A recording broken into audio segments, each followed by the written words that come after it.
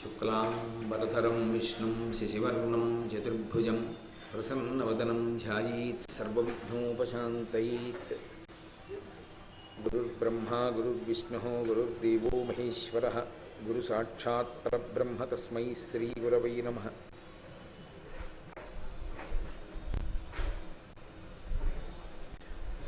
व्यासाय विष्णुरूपाय व्यासरूपाय विष्णवे नमो वै ब्रह्मनिधये वासिष्ठाय नमो नमः। कूजन्तं राम रामेति मधुरं मधुराक्षरम् आरुह्य कविताशाखां वन्दे वाल्मीकिकोकिलं। श्रुतिस्मृतिपुराणानाम् आलयं करुणालयं नमामि भगवत्पादशङ्करं लोकशङ्करं। वागर्धाविव सम्पृक्तौ वागर्धप्रतिपत्तये जगतः पितरौ वन्दे पार्वतीपरमेश्वरौ। सूक्तिं समग्रयितुन स्वयमेव लक्ष्मीः श्रीरङ्गराजमहिषी मधुरैः कटाक्षैः। वैदग्ध्यवर्णगुणकुम्भनगौरवैर्यां कण्डूलकर्णकुहराः कवयोधयन्ति। हैमोर्ध्वपुण्ड्रमजहन्मकुटं सुनासं मन्दस्मितं मकरकुण्डलचारुगण्डं बिम्बाधरं बहुलदीर्घकृपाकटाक्षं श्रीवेङ्कटेशमुखमात्मनि सन्निधत्तां। विमलपटी कमलकुटी पुस्तकरुद्राक्षसस्तहस्तपुटी कामाक्षी पक्ष्मलाक्षी कलितविपञ्ची विभासि वैरिञ्ची। मनोजवं मरुततुल्यवेगं जितेन्द्रियं बुद्धिमतां वरिष्ठं वातात्मजं वनरयूथमुख्यं श्रीरामदूतं शिरसा नमामि। आपदामपहर्तारं दातारं सर्वसम्पदां लोकाभिरामं श्रीरामं भूयो भूयो नमाम्यहम्। हरिः ओम। परमेश्वर स्वरूपेण सभకు नमस्कार। సీతా కళ్యాణ ఘట్టానికి శ్రీరామాయణంలో ఎనలేని ప్రాధాన్యత, బాలకాండాంతర్గతం. రామచంద్రమూర్తి పరిపూర్ణమైనటువంటి నరుడిగా జన్మించాడు. రావణ సంహారం కోసం, నరజాతి యొక్క ప్రతిష్టని నిలబెట్టడం కోసం. సీతమ్మ తల్లి అయోనిజగా జన్మించింది. జన్మించి నరకాంతగా రామచంద్రమూర్తిని అనుగమించింది. అందుకే ఆ తల్లి తానే అనేక సందర్భాల్లో ఆ విషయాన్ని బయట పెట్టింది కూడా. నేను నరకాంతను కాను అన్న విషయాన్ని సుస్పష్టం చేసింది. తతో 12 వర్షాహం రాఘవస్య నివేశనే అంటుంది. నేను మనుష్యులు అనుభవించేటటువంటి భోగములను కొన్ని సంవత్సరముల పాటు రాముని అంతఃపురంలో అనుభవించాను అంది ఒక చోట. అయోధ్యకాండలో అనసూయమ్మతో మాట్లాడుతూ అంటుంది, ఆమె కూడా మనుష్యకాంతే అయితే మనుష్యులు అనుభవించే భోగాలు నేను అనుభవించానన్న మాట ఎందుకంటుంది? మనుష్యుడు అలా అనడు కదా. ఆమె నరకాంత కాదు, దేవకాంత. కానీ ఆమె నరకాంతగా పాతివ్రత్యంతో రామచంద్రమూర్తిని అనుగమించింది. అందుకే ఆమె కూడా ఎక్కడా తన దైవత్వాన్ని ప్రకటన చెయ్యలేదు. శ్రీరామాయణంలో ఇది ఒక పెద్ద ప్రశ్న. రామచంద్రమూర్తి నరుడిగా వచ్చినప్పుడు సీతమ్మ తల్లి నరకాంతగా రావడానికి అభ్యంతరం ఏమిటి? ఆమె కూడా నరకాంతగా వస్తే ఆమె కూడా ఆయనని విడిచిపెట్టి ఉండేటటువంటి లక్షణం ఉన్నది కాదు. లక్ష్మీదేవికి ఒక మాట ఉంది, నిత్యానపాయనీం అని. నిత్యానపాయనీం అంటే ఎన్నడూ ఆయనని విడిచిపెట్టి ఉండేటటువంటి లక్షణం ఉన్నది కాదు. ఆయన ఏ అవతారం తీసుకున్నా ఆమె కూడా అవతార స్వీకారం చేస్తుంది. ఆయన కృష్ణుడిగా వస్తే ఆమె రుక్మిణిగా వస్తుంది. ఆయన రాముడిగా వస్తే ఆవిడ సీతమ్మగా వస్తుంది. అందుకే గోపరాజు గారు శ్రీరమ సీతగాగ నిజసేవక బృందము వీరవైష్ణవాచార జనంబుగాగ విరజానది గౌతమిగాగ వికుంఠమున్నారయ భద్రశైల శిఖరగ్రముగాగ వసించు చేతనోద్ధారకుడైన విష్ణుడవు దశరథి కరుణాపయోనిధి అంటారు. శ్రీరమ సీతగాగ, ఆ లక్ష్మీదేవి సీతమ్మ తల్లిగా వచ్చింది. శ్రీరమ సీతగాగ నిజసేవక బృందము వీరవైష్ణవాచార జనంబుగాగ విరజానది గౌతమిగాగ వికుంఠమున్నారయ భద్రశైల శిఖరగ్రముగాగ వసించు చేతనోద్ధారకుడైన విష్ణుడవు. ఓ రామా, నువ్వెవరో కాదు, నువ్వు విష్ణుడవు. సాక్షాత్ విష్ణువు నువ్వు రాముడిగా వస్తే మా తల్లి నిత్యానపాయని కనుక సీతమ్మగా వచ్చింది. వచ్చినప్పుడు ఆయన నరుడిగా వస్తే ఆమె నరకాంతగా రావడానికి ఏమిటి అభ్యంతరం ఆవిడికి? అదే కృష్ణావతారంలో ఆయన దేవకీ వసుదేవులకి కుమారుడుగా జన్మిస్తే ఆమె కూడా భీష్మకునికి కుమార్తెగా జన్మించి రుక్మిణి అన్న పేరుతో కృష్ణ పరమాత్మని చేపట్టింది. మరి రామాయణంలో నరకాంతగా ఎందుకు రాదు సీతమ్మ? నరకాంతగా వచ్చి రామచంద్రమూర్తికి ఇల్లాలైతే వచ్చిన అభ్యంతరం ఏమిటి? కాదు. అక్కడ ఒక పెద్ద ప్రశ్న ఒకటి పడిపోయింది సీతా కళ్యాణం దగ్గరికి వచ్చేప్పటికి. మనం వ్యావహారికంగా సీతారామ కళ్యాణం అంటాం, కానీ సంప్రదాయపరంగా ఆలోచిస్తే సీతారామ కళ్యాణం అనం, సీతా కళ్యాణం అంటాం. ఎందుకు అలా అనాలి అంటే, ఎప్పుడైనా కళ్యాణం చేసేటప్పుడు లౌకికంగా ఏదో సంతోషం కోసం మగ పెళ్లివారు అనో మాట అంటే అనొచ్చు, కానీ యథార్థమునకు కళ్యాణం చేసేటప్పుడు మగ పెళ్లివారు ఉండరు. ఎందుకంటే అది వివాహం కాదు కనుక. వివాహం అయితే మగ పెళ్లివారు, కళ్యాణమునందు వివాహ ప్రక్రియ కాదది. వివాహంలా కనపడుతుంది కానీ అది కళ్యాణము. కళ్యాణము అన్న మాటకు అర్థం ఏంటంటే జీవ బ్రహ్మైక్య సిద్ధి, జీవుడు బ్రహ్మముతో కలిసిపోవడం, లేదా జీవుడు బ్రహ్మముగా గుర్తింపబడడం. అయినప్పుడు జీవుడు స్త్రీ స్వరూపంగా ఉంటాడు, అందుకే పురుషుణ్ణి చెందుతాడు. అందుకే పతిం విశ్వస్యాత్మేశ్వరగుం శాశ్వతగుం శివమచ్యుతం అని మంత్రపుష్పం. పతిం విశ్వస్యాత్మేశ్వరగుం, ఈ సమస్త ప్రపంచానికి పతి ఎవరు అంటే పరమేశ్వరుడు. ఆయనకి చెందిన వారము, ఆయనని పొందవలసిన వారము మనందరం. ఒక ఆడపిల్ల యొక్క జీవితానికి పరిపూర్ణత ఎప్పుడు అంటే ఆమె భర్తని పొందినప్పుడు. అలా మన జీవితాలకన్నిటికీ కూడా పరిపూర్ణత ఎప్పుడు అంటే మనం పరమేశ్వరుణ్ణి పొందినప్పుడు. లౌకికంగా స్త్రీ పురుష విభాగం ఉంటుందేమో కానీ ఆధ్యాత్మికంగా అందరూ స్త్రీలే. అందరికీ పతి ఒక్కడే, పరమేశ్వరుడు ఒక్కడే పతి. ఆయన ఒక్కడే పతిం విశ్వస్యాత్మేశ్వరగుం శాశ్వతగుం శివం అచ్యుతం నారాయణం మహాజ్ఞేయం విశ్వాత్మానం పరాయణం.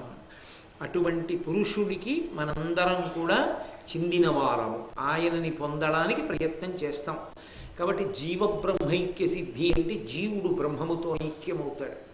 కాబట్టి బ్రహ్మము జీవుడితో ఐక్యమవడం ఉండదు, జీవుణ్ణి జీవుణ్ణి అనుకున్నవాడు బ్రహ్మము అని తెలుసుకుంటాడు. అది తత్వమసి చిన్ముద్ర. కాబట్టి తత్తత్వం అసి, అది ఇది అయి ఉన్నది అని. అటువంటి జీవతత్వానికి సూచన ఆడదాని పరంగా చెప్తారు. స్త్రీ పురుషుణ్ణి పొందుతుంది. అందుకే ఆడపిల్ల వైపు నుంచి కళ్యాణం చెప్తారు. సీతా కళ్యాణం, పార్వతీ కళ్యాణం, రుక్మిణీ కళ్యాణం, పద్మావతి కళ్యాణం అలా అంటారు. అంతేకాని శివ కళ్యాణం, రామ కళ్యాణం, కృష్ణ కళ్యాణం అనరు. అనకపోవడానికి కారణం అది సంప్రదాయ రహస్యం. జీవుడు బ్రహ్మమును పొందుతాడు కాబట్టి ఆడదాని వైపు నుంచి కళ్యాణాన్ని చెప్తారు. సీతా కళ్యాణ ఘట్టం దగ్గరికి వచ్చేటప్పటికి ఒక పెద్ద చిక్కుముడుంది. రాముడు నేను నరుడిగా పుడుతున్నానని చెప్పాడు. ఎక్కడ పుడుతున్నానో ఏమైనా దాచాడా? ఏం దాచలేదు. తత పద్మపలాశాక్ష కృత్వాత్మానం చతుర్విధం పితరం రోచయామాసా తథా దశరథం నృపన్. నేను దశరథ మహారాజు గారిని తండ్రిగా వరిస్తున్నాను. దశరథ మహారాజు గారికి కుమారులుగా జన్మిస్తాను, నలుగురిగా వస్తాను అని చెప్పి ఆయన చెప్పేశాడు. కాబట్టి దశరథ మహారాజు గారి బిడ్డలెవరు అంటే విష్ణువే నరుడిగా వచ్చాడు, దాశరథి తెలిసిపోయింది. ఇప్పుడు పెద్ద ప్రశ్న ఎక్కడొచ్చిందంటే, సీతమ్మ తల్లి శక్తి స్వరూపిణి, ఆమె నరకాంతగా వచ్చిందనుకోండి, ప్రతివాడు ఆమెని పొందాలని ఒక ప్రయత్నం మొదలెడతాడు, ఆమెకి భర్త కావాలని ప్రయత్నం మొదలెడతాడు. అప్పుడు ఒక పెద్ద యుద్ధాలు, పెద్ద అల్లరి ప్రారంభం, రుక్మిణీ కళ్యాణంలాగా.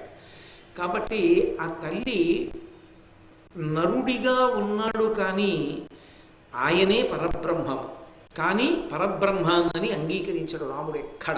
నేను కేవలం నరుణ్ణి, నేను దశరథ మహారాజు గారి కొడుకుని, నేను ఈశ్వరుణ్ణి కాను, నన్ను అలా అనకండి అంటాడు దేవతలతో. కేవలం నరుడిగా ఎందుకున్నాడంటే అలా ఉంటే తప్ప నరజాతి ప్రతిష్ఠ నిలబడదు, అలా ఉంటే తప్ప రావణ సంహారం జరగదు. కానీ నరుడిగా ఉన్న రాముడే పరబ్రహ్మం. ఇది చెప్పాలంటే ఎవరు చెప్పాలి? అది చెప్పడానికి ఒక మిష కావాలి, ఒక పెద్ద విశేషం కావాలి. అందుకు సీతమ్మ తల్లి అయోనిజగా వచ్చింది. ఎక్కడొచ్చింది? జనక మహారాజు గారికి కూతురుగా వచ్చింది. ఇప్పుడు జనక మహారాజు గారి ప్రయత్నం మొదలుపెట్టాడు, ఆ సీతమ్మ తల్లికి వివాహం చెయ్యాలి.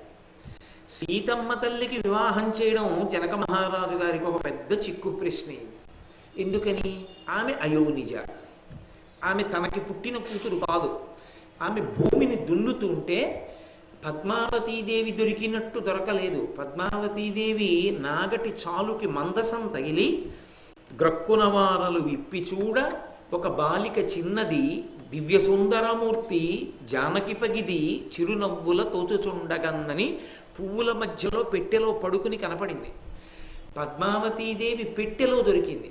సీతమ్మ అలా దొరకలేదు. సీతమ్మ నాగటి చాలి ఉరిపిడికి పైకి లేచింది, భూమిలోంచి పైకి లేచింది తప్ప ఆమె ఏదో పెట్లో దొరికింది, పెట్లో పువ్వులు ఉన్నాయా, పువ్వుల్లో ఆమె దొరికింది, ఆవిడ పసిపిల్ల అలా లేదు. రామాయణంలో ఆమె పేరు పెట్టుకుంది, సీత అంది. నా పేరు సీత. ఆమె ఉద్ధిత, పైకి లేచింది. పైకి లేస్తే కూతురు కాబట్టి ఎత్తి పట్టుకున్నాడు. పురుషుడికి అధికారం ఉంటుంది. మామగారిగా ఉన్నా నాన్నగారిగా ఉన్నా, అంటే నాన్నగారిగా ఉండి మామగారు కావడం ఎందుకు వస్తుంది? కొడుకు కూతురు ఉన్నారనుకోండి నాన్నగారు, కొడుక్కి పెళ్ళయింది అనుకోండి మామగారు, కూతురికి పెళ్ళైనా మామగారు. కూతుర్ని కానీ కోడల్ని కానీ పురుషుడు తన తొడ మీద, కుడి తొడ మీద కూర్చోబెట్టుకోవచ్చు.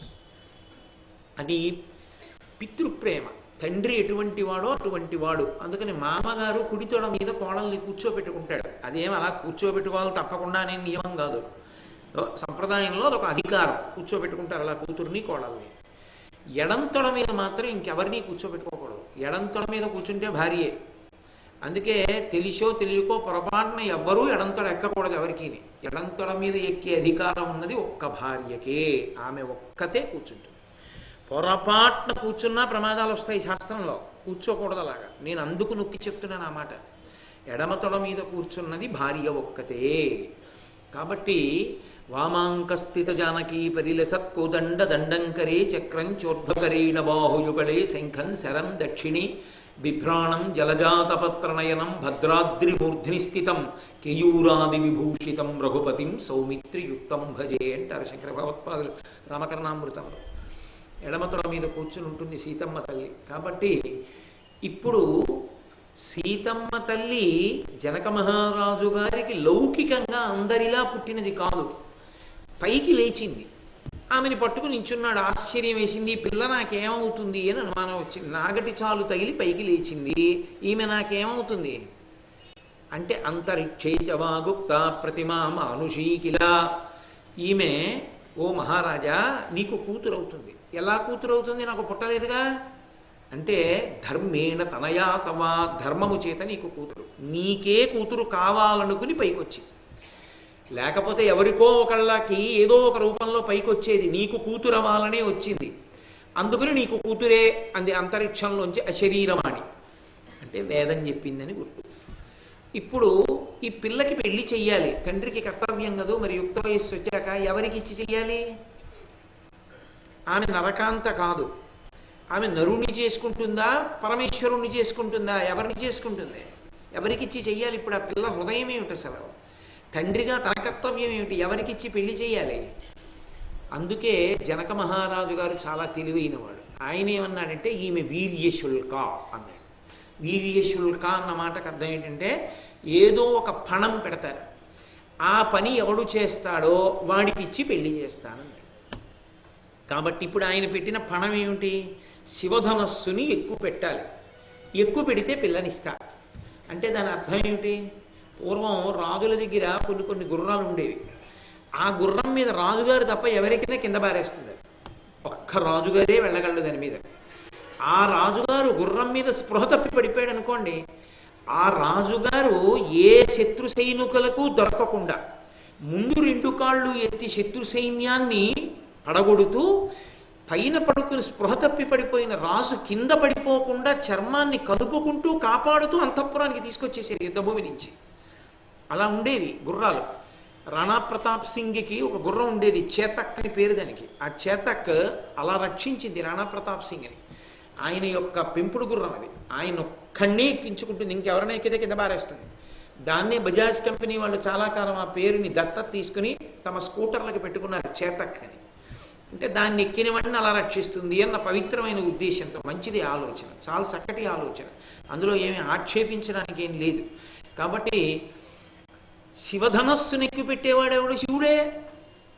శివుడంటే ఏమండి మరి ఈవిడ లక్ష్మీదేవి కదండి, ఆయన శివుడు కదండి, ఇన్ని వెర్రి రాగాలు తీయకూడదు. శివుడు అంటే పరబ్రహ్మము. మళ్ళీ భేదాలు తీసుకొచ్చి మాట్లాడకూడదు, అది వాల్మీకి హృదయం కానే కాదు. శివుడంటే మంగళప్రదుడు, పరమాత్మ మంగళప్రదుడు. కాబట్టి శివధనస్సు నెక్కుపెట్టినవాడు శివుడు అంటే పరమాత్మ. ఈమె అయోనిజ కనుక ఈమె పరమాత్మకి చెందుతుంది. ఈమెని పరమాత్మ చేసుకోవాలి. పరమాత్మ ఎక్కడున్నాడో నాకేం తెలుసు? శివధనస్సుని శివుడే ఎక్కువ పెడతాడు. అందుకని శివధనస్సుని ఎక్కువ పెడితే వాడికి ఇస్తాయి పిల్లనన్నాడు. ఎవరు ఎక్కువ పెడతారు? ఎక్కువ పెడితే వాడే పరమేశ్వరుడు కాదు. కాబట్టి అప్పటి నుంచి వెతుకుతున్నాడు ఆయన, ఎవడన్నా ఎక్కువ పెడతాడా? ఎక్కువ పెడితే వాడు ఈశ్వరుడే, అది పరబ్రహ్మమే, అది ఆయన నమ్మకం. ఇప్పుడు ఆ కథ అలా నడుస్తోంది. అలా నడుస్తూ ఉండగా లోకంలో ఎక్కడ పుట్టాడో పరబ్రహ్మం తెలియదు అవతారం జనక మహారాజు గారికి, అందుకని అలా నిర్ణయించాడు. ఇక్కడ విశ్వామిత్రుడికి తెలుసు భూత భవిష్యత్ వర్తమాన కాలాలు. రాముడు ఎవరో తెలుసు, సీతమ్మ ఎవరో తెలుసు, ఒక్క విశ్వామిత్రుడికి. దశరథుడికి ఏం తెలుసు? రాముడు నా కొడుకని తెలుసు అంతే. ఆయన యొక్క పుత్ర వ్యామోహంలో ఆయన విష్ణువు పూర్తిగా మరిచిపోయాడు. ఆయన పుత్ర వ్యామోహం కప్పేసింది. అందుకే విశ్వామిత్రుడు దెప్పి పొడిచాడు. ఆ బాలకాండలో ఒక చోట, నీకేం తెలిసాయా?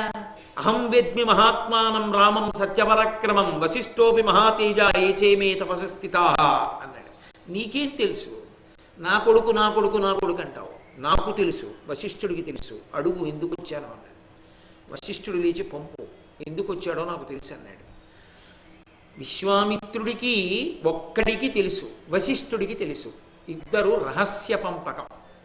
చదువు వశిష్ఠుడు చెప్పాలి, పెళ్ళి విశ్వామిత్రుడు చెయ్యాలి. మరి అవతారం వచ్చింది పరమేశ్వరుడిది, ఇద్దరు పంచుకోవద్దు సంతోషాన్ని. అందుకొచ్చాడు విశ్వామిత్రుడు. యజ్ఞ సంరక్షణం అయిపోయింది, వెంట పెట్టి తీసుకెడుతున్నాడు. తీసుకెళ్ళడంలో ఒక తమాషా. తీసుకెడుతున్నది దేనికి తీసుకెడుతున్నాడు? పెళ్లి చేయడానికి. పెళ్లి చేయడానికి తీసుకెడుతున్నవాడు యజ్ఞ సంరక్షణం అయిపోయింది కదా, నేను మిథిలా నగరానికి ఎడుతున్నాను రామా, అక్కడ శివధనస్సు ఉందో, అది ఎక్కువ పెడితే పిల్లనిస్తారోయ్, వస్తావా అన్నాడు అనుకోండి. రాముడు అంటాడు, మనకి ఎందుకులేండి, అయిపోయింది కదా యజ్ఞ సంరక్షణం, నాన్నగారి దగ్గరికి వెళ్ళిపోతాను. నాకెవరు పిల్లని, నేను ఎవరిని చేసుకోవాలో మా నాన్నగారు కదు నిర్ణయించాలి, నాకెందుకండి స్వతంత్రంగా వెళ్ళి శివధనస్సు ఎక్కువ పెట్టడం, అందుకని పదండి అంటాడు. రాముడు ఎందుకు వస్తాడు? అక్కడ గొప్ప యజ్ఞం జరుగుతోంది రామా, ఆ యజ్ఞానికి చాలామంది మహర్షులు వస్తారు, నేను వెడుతున్నాను అన్నాడు. అంతే అన్నాడు, ఇంకేం అనలేదు. గురువుగారు అంత గొప్ప యజ్ఞం అని చెప్పి బయలుదేరుతున్నారు. శిష్యుడు ఏం చేయాలి? గురువుగారే అంత గొప్ప ప్రదేశం, దాన్ని చూడాలి, అక్కడ మహాత్ముల్ని చూడాలి, నమస్కరించాలని వెడుతుంటే శిష్యుడు వెళ్ళాలా వద్దా? అందుకని రామలక్ష్మణులు అన్నారు, మేము కూడా వస్తాం మహాశయ, తప్పకుండా రండి అన్నాడు. ఎందుకని? పెళ్లి ఊసెత్తితే మా నాన్నగారు చూస్తారులేండి అంటాడు. మర్యాద పోదు గురువుగారికి. అందుకని రాముడి ధర్మం విశ్వామిత్రుడికి తెలుసు చెప్పడం. వెళ్ళిపోయారు మిథిలా నగరానికి. వెళ్ళిపోయిన తర్వాత ఎక్కడుందాను రా అని అడిగాడు. అది రాముడు అంటే. ఆయన అన్నాడు, గురువుగారు ఇక్కడ నీళ్లు బాగా దొరుకుతాయండి, ఇక్కడ ప్రవాహం ఉంది, ఇక్కడ ఉందా అన్నాడు. ఎందుకని? శౌచానికి నీళ్ళు అవసరం. 4 మాటలు స్నానం చేయడానికి, ఓ మన్నీళ్లు పట్టుకోవడానికి, ఓ సంధ్యావందనం చేసుకోవడానికి, దేనికైనా నీళ్ళు అవసరం. నీళ్లున్న చోట ఉండాలి. కాబట్టి నీళ్లున్నాయి గురువుగారు, ఇక్కడ ఉందా అన్నాడు. సరే, అక్కడ ఉన్నారు. ఇప్పుడు రామలక్ష్మణులు మిథిలా నగరంలోనే ఉన్నారు, సీతమ్మ మిథిలా నగరంలోనే ఉంది. ఈ విశ్వామిత్రుడు అక్కడికి వెళ్ళి ఆ ముందు రోజంతా యజ్ఞయాగాది క్రతువులన్నీ చూశారు, అయిపోయింది. అంతటి మహానుభావుడు బ్రహ్మర్షి వస్తే అంతఃపురానికి ఆహ్వానించద్దు.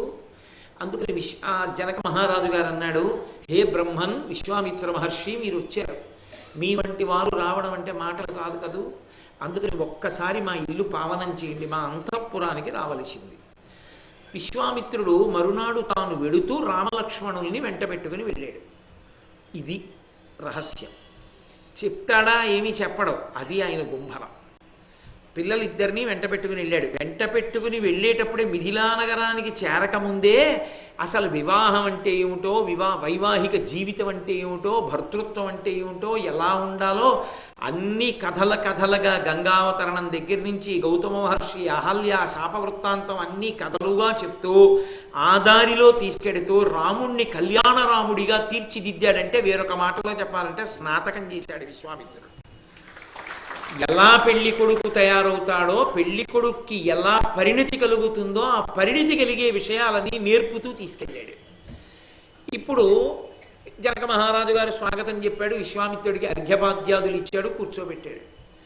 ఇద్దరు ఏదో కాసేపు ముచ్చట్లు అయిన తర్వాత ఇలా చూపించాడు. ఆ పిల్లలిద్దరు ఎవరో చెప్పలేదు కదా, వాళ్ళ వంక చూపించి అన్నాడు, వీళ్ళిద్దరూ దశరథ మహారాజు గారి కుమారులు, రామలక్ష్మణులు అంటారు. నా యజ్ఞాన్ని సంరక్షించడానికి వచ్చారు నాతోటి. క్షత్రియులు కదూ, వీళ్ళతో నేను ఒక మాట చెప్పాను, ఇక్కడ శివధనస్సు ఉందని చెప్పాను. వాళ్ళకి ధనస్సులవి చూడటం సరదాగా ఉంటుంది కదూ. ఏ వృత్తిలో ఉన్న వాళ్ళకి ఆ వృత్తికి సంబంధించినవి సరదాగా ఉంటాయి. ఎప్పుడూ యజ్ఞయాగాది క్రతువులకి బ్రహ్మస్థానంలో కూర్చునే వాళ్ళకి శృక్కులు శృవాలు అంటే చాలా సరదా. నేను ఒకసారి చూశాను, నాతో ఒక ఆయన ఓ ఊరు వచ్చాడు. వచ్చి ఆ ఊళ్ళో ఉన్నాయని అన్నాడు, ఏమంటే ఇక్కడ ఫలానా చెట్లు ఉన్నాయన్నాడు. వెంటనే ఈయన అన్నాడు, ఏమంటే మేము ఇంకో 3 రోజులు ఉంటాం కదా, ఓ 2 జతలు శృక్కులు శృవాలు చేయించి పెడతారేంటి అన్నాడు. ఆ కర్ర దొరికిందంటే 2 శృక్కులు 2 శృవాలు అడిగాడంటే వాడితో నెయ్యి అవి వేస్తారు హోమంలో. ఎవరి సంతోషం వాళ్ళది, ఎవరికి దేని ఎందు ప్రీతో దాని ఎందు వాళ్ళకి మనసు నిలబడుతుంది. ఒక్కొక్కరికి కారు పిచ్చి. మరి ఇప్పుడు కొత్తగా వచ్చింది ఏంటండి, ఇది వెనకాల సామానం తట్టుకోవచ్చు, ముందు ఏముంటుంది, ఆ పక్కన ఏముంటుంది, వాలి పడుకోవడం ఎలా, కూర్చోవడం ఎలా, అవన్నీ కొనుక్కునేవాడు ఆలోచిస్తాడు. ఉపన్యాసానికి రోజుకోటి ఎక్కేవాడికి అవన్నీ ఎందుకు, ఎక్కి వెళ్ళడం ఒకటే వస్తుంది. కాబట్టి ఎవరి కుతూహలం వాళ్ళది కదూ. కాబట్టి వాళ్ళు క్షత్రియులు, వాళ్ళకి ధనస్సు అంటే మంచి సంతోషం కదూ.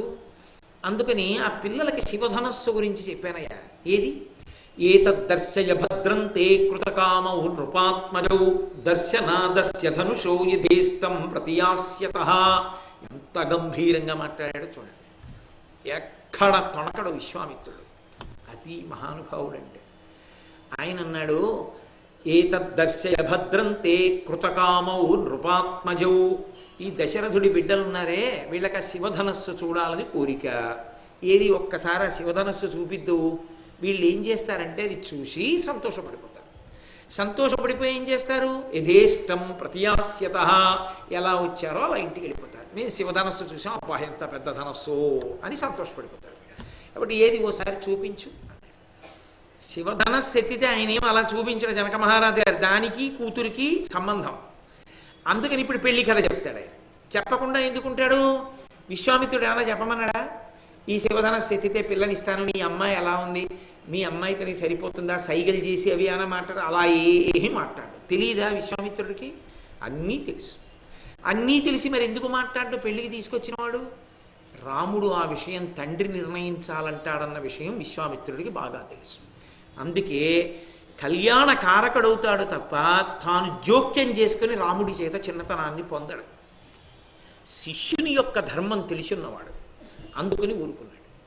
కాబట్టి ఇప్పుడు ఆ చూపించు అన్నాడు. అంటే ఆయన అన్నాడు, చూపిస్తా, దానికే ఉంది, తప్పకుండా, అదెంతసేపు. కానీ హే బ్రహ్మన్, విశ్వామిత్ర మహర్షి, ఆ ధనస్సుకి మా అమ్మాయికి ఒక పెద్ద ముడుంది. మా అమ్మాయి అంటున్నానని చెప్పి నా కడుపున పుట్టిన కూతురు అనుకుంటున్నారేమో. అధమే కృషత క్షేత్రం లాంగలాదుద్ధితామయా క్షేత్రం శోధయతా లబ్ధ్వా నామ్నాసీతి విశ్రుత. నేను ఒకానొకప్పుడు యజ్ఞం చేద్దామని భూమిని దున్నడానికి నాగలి పట్టుకుని దున్నుతున్నాను. అధమే కృషత క్షేత్రం లాంగలాదుద్ధితామయా, పైకి లేచింది ఆమె భూమిలో నుంచి. భూమిలో దొరికిందని చెప్పలేదు వాల్మీకి మహర్షి, భూమి నుండి పైకి లేచినది. ఉద్ధితామయ క్షేత్రం శోధయతా లబ్ధ్వా, భూమి దున్నుతున్నప్పుడు నాకు అలా దొరికి నామ్నా సీతేతి విశ్రుత, ఆమె సీత అన్న పేరుతో ప్రాచుర్యాన్ని పొందింది. నేను పెట్టానని ఆయన చెప్పలేదు, నేను పెట్టలేదు. ఆమెయే సీత అన్న పేరుతో లోకంలో కీర్తిని పొందింది. కానీ నా కడుపున పుట్టని బిడ్డ నాకే దొరికింది కనుక అంతరిక్షే చవాగుప్త ప్రతిమా మానుషీకిల, అంతరిక్షం ఆ రోజున చెప్పింది కాబట్టి జానకి అని పిలిచారు, జనక మహారాజు గారి కూతురు అని. నేను ఆ పిల్లని ఎవరికిచ్చి పెళ్లి చెయ్యాలి అని పెద్ద సంకట స్థితిలో పడ్డా. ఎందుకని, అనేక మంది రాజులు ఆమెను వివాహం చేసుకుంటాం అని అడుగుతున్నారు. నేనన్నాను, ఆమె వీర్యశుల్క, ఎవరు శివధనస్సుని ఎక్కువ పెడతారో వాళ్ళకిచ్చి ఆమెని వివాహం చేస్తాను అన్నారు. హే బ్రహ్మన్ విశ్వామిత్ర మహర్షి, ఎందరో వచ్చారు, రాజులు, యక్షులు, గంధర్వులు, కిన్నెరులు, కింపురుషులు ఎందరో వచ్చారు. వచ్చిన వాళ్ళందరూ శివధనస్సు పట్టుకుని ఎక్కుపెట్టే ప్రయత్నం చేసేవారు. తీరా ఎక్కువ పెడదామంటే వాళ్ళకి కుదరలేదు, ఎక్కువ పెట్టలేకపోయారు. దాన్ని ఎత్తలేకపోయారు. ఎక్కువ పెట్టడం మాట దేవుడు, ఎక్కువ పెట్టడం అంటే ఆ ధనస్సు యొక్క మధ్య భాగాన్ని పట్టుకుని పైకి ఎత్తి దాని కింద మన మీద నించోపెట్టాలి. నించోపెట్టి వంగి కిందనున్న తాడు విప్పాలి. విప్పి పైన ఉన్న కొక్కానికి వేసి వంచి కట్టాలి. అలా ఎక్కువ పెట్టడానికి అసలు ఎత్తాలి కదూ శివధనస్సు. ఆ ఎత్తగలిగిన మనగాడేడి లేడు, ఎవడూ ఎత్తలేదు. అందులో అందరూ ఓడిపోయి వెళ్ళిపోయారు. పిల్లిలాగే ఉండిపోయి ఈ పిల్ల అందచందాలు చూసి ఈ జనకుడు ఈమెని వీర్యశుల్కని చేశాడు, శివధనస్సుని ఎత్తగలిగిన వాడెవరు అనుకున్నారు. ఈ శివధనస్సు మాకెక్కడదంటావేమో, మా వంశంలో ఒక మహారాజు గారికి పరమశివుడు బహూకరించాడు, దీన్ని న్యాసంగా పెట్టాడు, మీ ఇంట్లో ఉంచండి కొన్నాళ్ళు అన్నాడు. ఆయన ఎందుకు ఉంచాడు? తెలిసి ఆయనకి రామావతారం వస్తుంది, ఇదే కళ్యాణం చేస్తుందని అందుకు ఉంచాడు. న్యాసము అంటే కొన్నాళ్ళు ఉంచుట అని. కాబట్టి న్యాసంగా ఉంచాడు. అదిగో శివధనస్సుని ఎక్కుపెట్టిన వాళ్ళకి ఇస్తానన్నాను, ఎందుకంటే అది ఎక్కుపెట్టినవాడు పరమాత్మ కనుక, అయోనిజ పిల్ల కనుక. అది లెక్క జనక మహారాజు గారు. కాబట్టి ఓడిపోయిన వాళ్ళు కొన్ని వేల మంది అయిపోయారు, ఈ ధనస్సు ఎక్కుపెట్టలేని వాళ్ళు. వీళ్ళందరూ కలిపి కూడబలుక్కున్నారు. ఈ జనక మహారాజు గారు మనకి పిల్లనివ్వట్లేదురా, పైగా ఇన్ని కబుర్లు చెప్తున్నాడు, ఇలా కాదు, మన అందరం కలిసి జనక మహారాజు గారి మీద యుద్ధం చేసి ఓడించి సంహరించేసి తర్వాత సీతమ్మని ఎవరో ఒకళ్ళని చేసేసుకుందాం. ఎవరం చేసుకుందాం అన్నది పక్కన పెట్టండి, తర్వాత నిర్ణయించుకుందాం, ముందు అందరం కలిసి చంపేద్దాం జనకుడిని. సరే అంటే సరేనన్నారు. ఈ రాజులందరూ కలిసి యుద్ధానికి వచ్చారు. జనక మహారాజు గారు కోటలో ఉండి యుద్ధం చేస్తున్నాడు, కోట తలుపులు వేసేసి. ఎన్నాళ్ళు వస్తుంది ఆహారం? లోపల ఉన్న ఆహారం అంతా అయిపోయింది. అయిపోయి ఇంకా యుద్ధం చేసే అవకాశం లేదు. అప్పుడు ఆయన ఏం చేశాడంటే, తతో దేవగణాన్ సర్వాన్ తపసాహం ప్రసాదయన్ దదుశ్చ పరమ ప్రీతా చతురంగ బలం సురాహ. ఆయన అంతఃపురంలోనే కూర్చుని దేవతలందరినీ ఉద్దేశించి తపస్సు చేశాడు. తపస్సు చేస్తే దేవతలు ప్రత్యక్షమయ్యారు. ఏం కావాలని అడిగారు. బయట శత్రుబలం ఉంది, లోపల మా వాళ్ళు నీరసపడిపోయారు, కాబట్టి నాకు చతురంగ బలాలను ఇవ్వండి, దేవతల యొక్క చతురంగ బలాలతో బయట రాజుల్ని ఓడిస్తానన్నాడు. నీ తపస్సుకు మిచ్చి ఇస్తున్నామని వాళ్ళు చతురంగ బలాలను ఇచ్చారు. ఈ చతురంగ బలాలంటే గజసేన, అలాగే అశ్వసేన, పదాతిసేన, ఇలా 4 వ్యూహాలుగా ఉండేటటువంటివి. ఈ 4 రకాల సైన్యంతో ఆ బయట ఉన్నటువంటి రాజులందరినీ ఓడించారు. ఆ రాజులందరినీ ఓడిస్తే వాళ్ళు నా చేతిలో ఓడిపోయి చెల్లాచెదరై వెళ్ళిపోయారు. అప్పటి నుంచి వస్తూనే ఉన్నారు, ఈ ధనస్సును ఎక్కువ పెడతా, సీతమ్మని పెళ్లి చేసుకుంటా అని. వచ్చినవాడే తప్ప ధనస్సును ఎక్కువ పెట్టినవాడు లేడు, కళ్యాణ బాజా మోగింది లేదు. ఇలాగే ఉంది పరిస్థితి. మీరిప్పుడు ఏం చేశారు? 2 రాజకుమారుల్ని తీసుకొచ్చారు, శివధనస్సు చూపించమంటున్నారు. అయితే ఇప్పుడు కూడా నేను ఒక మాట చెప్తున్నాను, విశ్వామిత్ర మహర్షి, నేను తీసుకొస్తాను.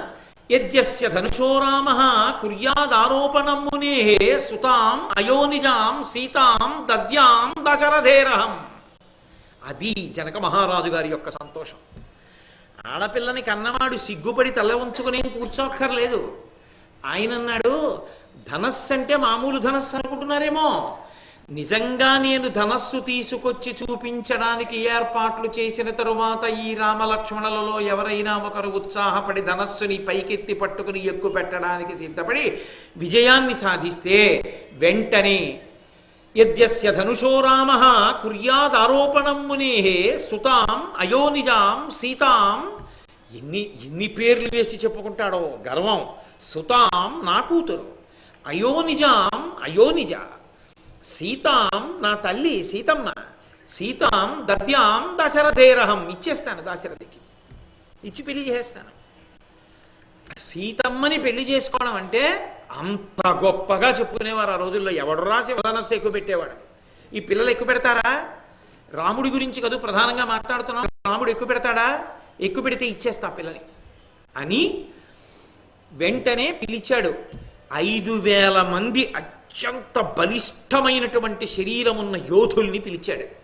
ఒరే వెళ్ళి పూజా మందిరంలో మందసం ఉంది, లాక్కురండిరా అన్నాడు. అందులో శివధనస్సు పెట్టి ఉంది పేటిక. దానికి చక్రాలతో ఉంది. ఎంత బరువైనదైనా చక్రాలతో కూడిన దాని మీద కూర్చోబెడితే లాగితే తేలిగ్గా వెళ్ళిపోతుంది. ఆ శివధనస్సు పెట్టిన పెట్టికి చక్రాలున్నా అది ఎవరో ఇద్దరో ముగ్గురో లాగితే వచ్చేది కాదు. 5,000 మంది మహాబలశాలురైనటువంటి వారు ఆ మందసాన్ని లాక్కొచ్చారు. లాక్కొచ్చి మంజూష అంటారు. ఆ మంజూషని లాక్కొచ్చారు. లాక్కొచ్చి జనక మహారాజు గారి ముందు ఉంచారు. హే జనక మహారాజా, మీరు ఆజ్ఞాపించినట్టే ఇదిగో ఈ మందసాన్ని తీసుకొచ్చాం, శివధనస్సు అందులో ఉంది అన్నారు. కనపడుతోంది శివధనస్సు లోపల నుంచి. రాముణ్ణి పిలిచి అదిగోనయ్యా శివధనస్సు చూడు అని, ఏమి ఎక్కువ పెడతామేమిటి అని వెటకారం ఆడాడు జనక మహారాజు. ఇంతటి మహాజ్ఞాని, ఇంతటి మహాభక్తుడు పప్పులో కాలేశాడు. ఆయన అన్నాడు రాముణ్ణి చూసి, నువ్వు ఎక్కువ పెడతావా? ఎలా ఎక్కువ పెడతావు?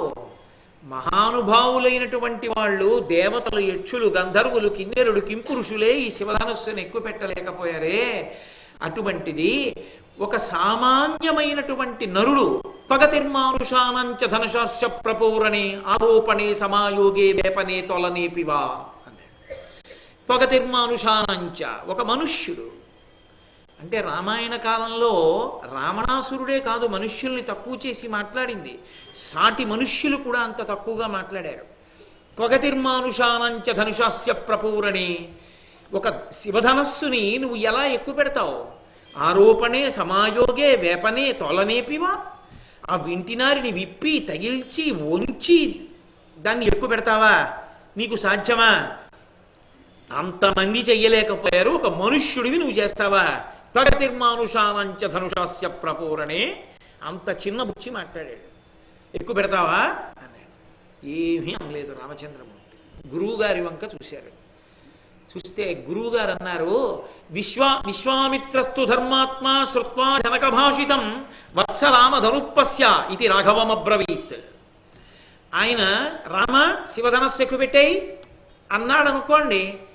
రాముడు అంటాడు, ఇప్పుడే కదండి చెప్పారు అది ఎక్కువ పెడితే పిల్లని ఇస్తానన్నారు, ఆ పిల్ల నాకు భార్యగా ఉండాలో ఉండకూడదో మా నాన్నగారు కదండి నిర్ణయం చెయ్యాలి, అందుకని మనకెందుకండి దాన్ని ఎక్కువ పెట్టడం అన్నాడు అనుకోండి, గురువుగారి పరివేం అయిపోతుంది. అందుకని ఎక్కువ పెట్టు అండి ఆయన.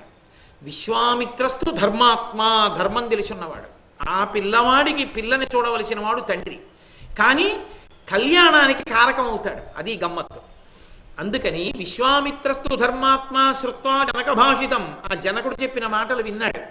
ఆయనకి తెలియదా ఈ రాముడు ఎక్కువ పెడతాడు, సీతమ్మని కళ్యాణం చేసుకునేవాడు ఈయనేనని? తెలుసు. ఏమీ తెలియనట్టుంటాడు, త్రికాల వీధి. ఎందుకు తెలియదు ఆయనకి? వత్సరామ ధనుప్పస్య ఇది రాఘవమబ్రవీత్, రాఘవ ఓ రామా అని గురువుగారు వెళ్ళనా అని కది ఇలా చూశాడు రాముడు కళ్ళతోటే, నోటి మాట ఏం లేదు. జనకుడు అంత మాట అన్నాడు. లేచి నిలబడి విశ్వామిత్రుడి వంక చూశాడు, అన్నాడంతే. వెళ్ళనా? గురువుగారు శుభం భూయాత్ అన్నారనుకోండి మనసారా, అయిపోయింది ఇంకది. కాబట్టి గురువుగారి నోటి వెంట రావాలా మాట. వస్తే జనకుడి మాట ఎంత, గురువుగారి మాట బ్రహ్మవాక్కు. కాబట్టి గురువుగారి వంక చూశాడు. ఆయన అన్నాడు వత్సా రామ, అది ఆయన ప్రేమ. వత్సా అంటాడు. వత్స అంటే తన బిడ్డడు. ఒక్క గురువుకే అధికారం. తన కడుపున పుట్టినటువంటి కొడుకు మీద ఎంత అధికారం ఉంటుందో తను ఉపదేశం చేసిన శిష్యుడి మీద అంత అధికారం ఒక్క గురువు గారికే ఉంటుంది. తన కడుపున పుట్టిన బిడ్డడితో సమానం. ఆయన యోగక్షేమాలు చూడడానికి గురువుకి అధికారం ఉంటుంది. అంత ప్రేమ కలిగి ఉంటాడు కనుకనే మనసులో వత్స అని పిలిచాడు. వత్సము అని పిలిచేది గోవత్సమును పిలుస్తారు. వాత్సల్యముతో ఉంటుంది కనుక. అత్యంత శాకాహారి అయినప్పటికీ తన కడుపున పుట్టినటువంటి దూడ యొక్క మావిని తన నాలుకతో నాకి శుభ్రం చేస్తుంది ఆవు. అందుకని గోవత్సము, శిష్య వాత్సల్యము. శిష్యునికి పట్టినటువంటి పాపముల మకిలిని గురువు తన వాక్కుల చేత కడిగేస్తాడు. కాబట్టి గురువుకుంటుంది వాత్సల్యం, గోవుకుంటుంది తన వత్స దూడ పట్ల వాత్సల్యం. దీని గోవత్సము శిష్య వాత్సల్యం. దీని వత్స రామ, వాడు అలా అంటాడు నాకు తెలుసు నీ శక్తి, లోపల ఆశీర్వచనం. వత్సరామ ధనుప్పస్య, ఎక్కుపెట్టు అండవు, ధనస్సు చూడు అన్నాడు. ఇద్దరిది ఎంత గుంభనం, ఇద్దరూ బయటపడరు. పిచ్చివాడు మధ్యలో ఎవరంటే జనక మహారాజు గారు అమాయకంగా బయటపడిపోయి మాట్లాడుతున్నాడు. వత్సరామ ధనుప్పస్య ఇది రాఘవమబ్రవీత్, రాఘవుడితో ఆ మాట అన్నాడు. వెంటనే ఆయన ఏం చేశాడు, గబగబా వెళ్ళి చూశాడు శివధనస్సు వంక, ఒక నమస్కారం చేశాడు. చేసి విశ్వామిత్రుడి వంక మళ్ళీ తిరిగాడు. ఇదం ధనుర్వరం బ్రహ్మన్ సంస్పృశామిహ పాణిన యత్నవాంశ భవిష్యామి తోలనే పురణేపివా అన్నాడు. పిలిచేటప్పుడు చూడండి ఆ సంబోధన చూడండి, ఎంత గొప్పగా పిలిచాడో చూడండి గురువుగారిని. ఆ ధనస్సు వంక చూపించి అన్నాడు, ఇదం ధనుర్వరం బ్రహ్మన్, ధనుర్వరం ధనస్సులలో శ్రేష్టమైనది శివధనస్సు. హే బ్రహ్మన్ అని పిలిచాడు. గురువుగారు అనలేదు. బ్రహ్మన్ అంటే పరబ్రహ్మకు సమానమైన వాడా, పరబ్రహ్మమైన వాడా. గురుర్బ్రహ్మ గురుర్విష్ణు గురుర్దేవో మహేశ్వర గురు సాక్షాత్ పరబ్రహ్మ తస్మై శ్రీ గురవే నమః. గురువు పరబ్రహ్మము మన దృష్టికోణం చేత. మనకు ఆ దృష్టి లేకపోతే గురువు ఎంత శక్తివంతుడైనా శిష్యుడికి అనుగ్రహం ఉండదు. కాబట్టి హే బ్రహ్మన్, పరబ్రహ్మమా అంటే ఇప్పుడు ఆయన నోటి వెంట ఓ మాట వస్తే ఎక్కువ పెట్టు అన్నాడు అనుకోండి, ఎక్కువ పెట్టేయగలడా పెట్టలేడా? ఎక్కువ పెట్టేస్తాడంతే. ఇప్పుడు ఆ శక్తి రాముడిదా గురువుగారిదా? గురువుగారి ఆశీర్వచన బలం. గురువుగారు ఎక్కువ పెట్టనా అన్నాడు అనుకోండి, ఏరా పిల్ల మీద మోజు పడుతున్నావా అని గురువుగారు అంటే, మీ నాన్న చెప్పద్దా అంటే రాముడి పరిస్థితి. అందుకని రాముడు బయటపడ్డావు, విశ్వామిత్రుడు బయటపడతాడా? విశ్వామిత్రుడు బయటపడ్డావు. మరి ఎందుకని ధర్మాత్ముడు నరుడిగా వచ్చి ధర్మం నేర్పవలసిన వాడు నేను ఈయన బయటపడ్డావు. అందుకని ఇదం ధనుర్వరం బ్రహ్మం సంస్పృశామిహ పాణిన యత్నవంశ భవిష్యామి తోలనే పూరణేపివా. గురువుగారు ఈ ధనస్సు అబ్బా ఎంత బాగుందండి, ఇటువంటి ధనస్సు ఎప్పుడు చూడలేదు, ఇది ధనస్సులలో శ్రేష్టమైంది గురువుగారు. క్షత్రియుడికి అంత గొప్ప ధనస్సు చూస్తే సంస్పృశామిహ పాణిన ఒక్కసారి నా చేత్తో ముట్టుకోవాలన్నది గురువుగారు. ముట్టుకున్న తర్వాత ఒక్కసారి పట్టుకుని ఎత్తాలనిపిస్తే ఎత్తుదామనుంది గురువుగారు. అంటే ఇప్పుడు పిల్ల కోసమా క్షాత్ర ధర్మంతో అంటున్నాడు ఆ మాట. తప్పురా నీకెందుకు అనొచ్చా, క్షత్రియుడిని ధనస్సు ముట్టుకోవద్దు అనొచ్చా? ఇదే కావాలి విశ్వామిత్రుడికి. ఇక్కడ విశ్వామిత్రుడి యొక్క గొప్పతనం అంతా అక్కడ ఉంది. ఎంత అందంగా పెళ్లి చేసేస్తున్నాడో చూడండి. సీతారామ కళ్యాణం ఎక్కడా నేను పెళ్లి చేస్తాను అనకుండా చేస్తున్నాడు. కాబట్టి ఆయన అన్నాడు, ఒక్కసారి ఆ శిష్యుని వంక చూసి బాఢం అన్నాడు. బాఢం ఉపనయనంలో ఎక్కువ వస్తుంది ఈ మాట. బాఢం అంటే అంగీకరించినాను అంతే. నువ్వేం చేద్దాం అనుకుంటున్నావో చెయ్యి, నేను అంగీకరించా అంటే నీకు నేను ఆశీర్వచనం ఇచ్చేశాను, అయిపోతుంది నీ సంకల్పం. మనసు లోపల ఎక్కడో సీతమ్మ మీద చిన్న ఆశ ఉంటే నెరవేరిపోతుంది. ఉండకుండా ఎలా ఉంటుంది యుక్త వయసులో ఉన్నవాడికి? ఇంత చెప్పాక సీతమ్మ గురించి. కానీ అది బయటపడితే ధర్మం పోతుంది. కడుపులోనే ఉంటే అందంగా ఉంటుంది. కొన్ని గుండెల్లో ఉంటే అందం, బయటికి వస్తే అసహ్యంగా ఉంటుంది. ఎంత భార్య మీద ప్రేమ ఉన్నా అదే పనిగా మాట్లాడితే అసహ్యంగా ఉంటుంది. గుండెల్లో పెట్టుకుంటే అందంగా ఉంటుంది కదూ. అంతే, కొన్ని గౌరవాలు అలాగే ఉంటాయి. కాబట్టి కొడుకు మీద ప్రేమ ఉండి ఎంత మాట్లాడు దోషం రాదు. భార్య మీద ప్రేమ గుండెలో ఉండాలి. అంతేకాని ఊరికే అదే పనిగా మాట్లాడకూడదు 10 మందిలో. తన గుండెలో ఉండాలి. ఆమెకు కావలసింది నీ హృదయంలో స్థానం అంతే.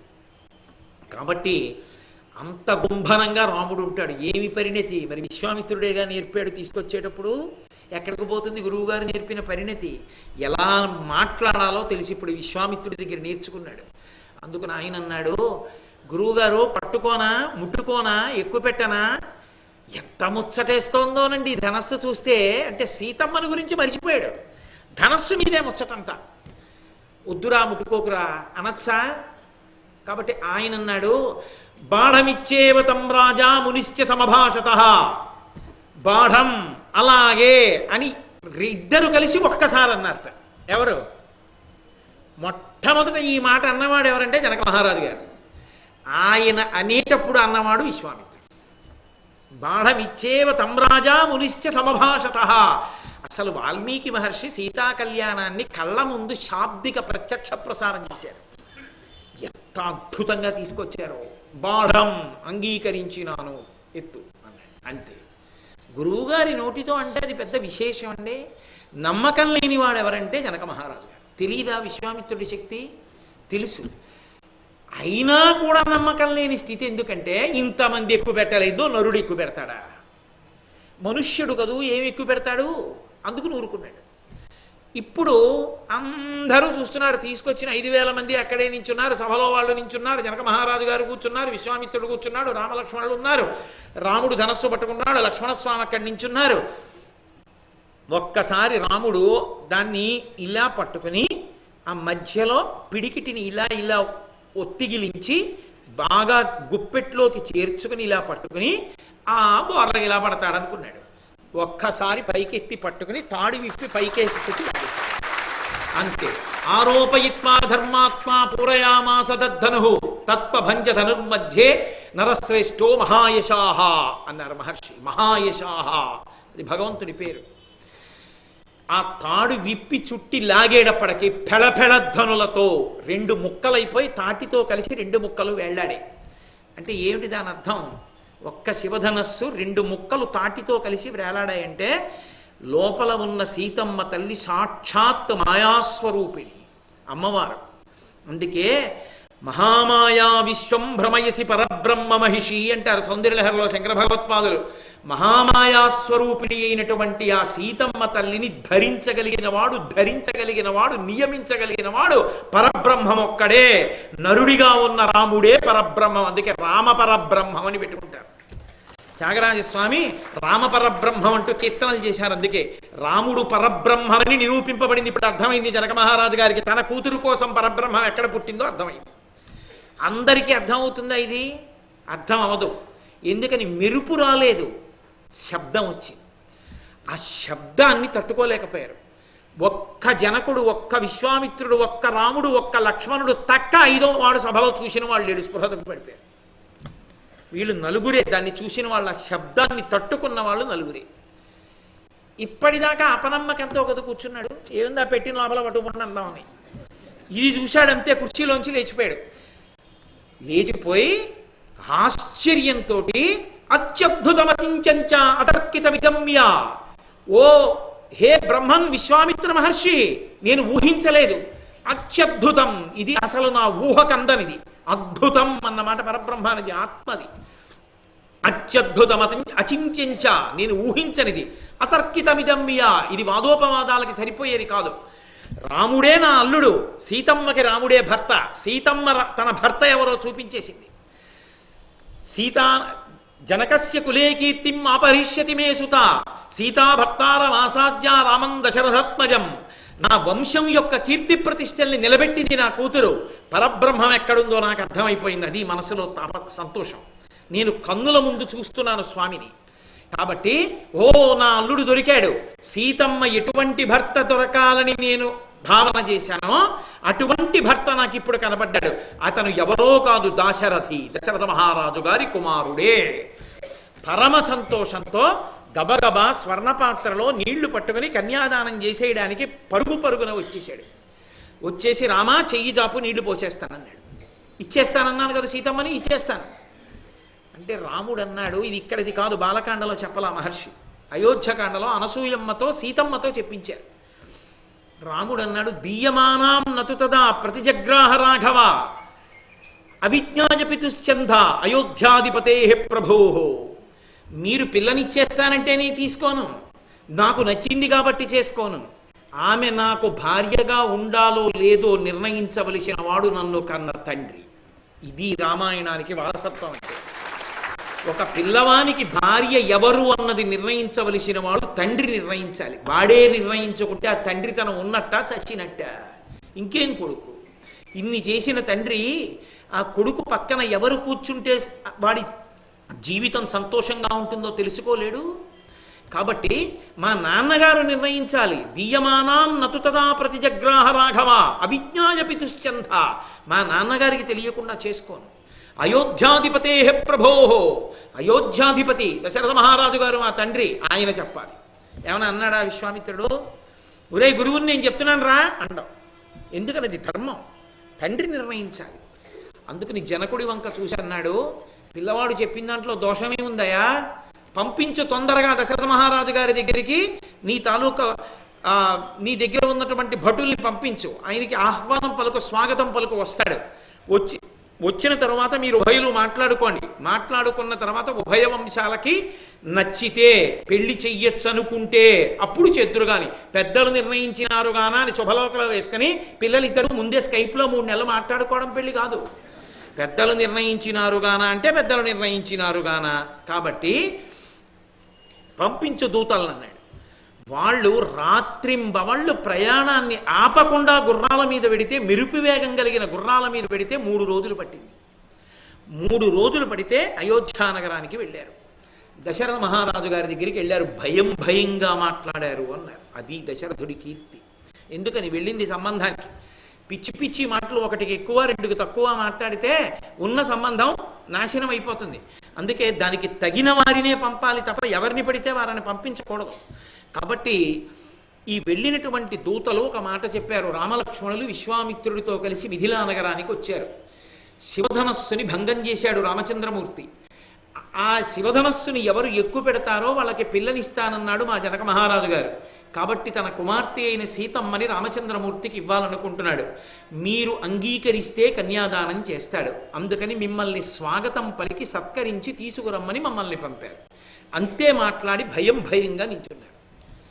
వెంటనే దశరథుడు మంత్రులందరినీ పిలిచాడు.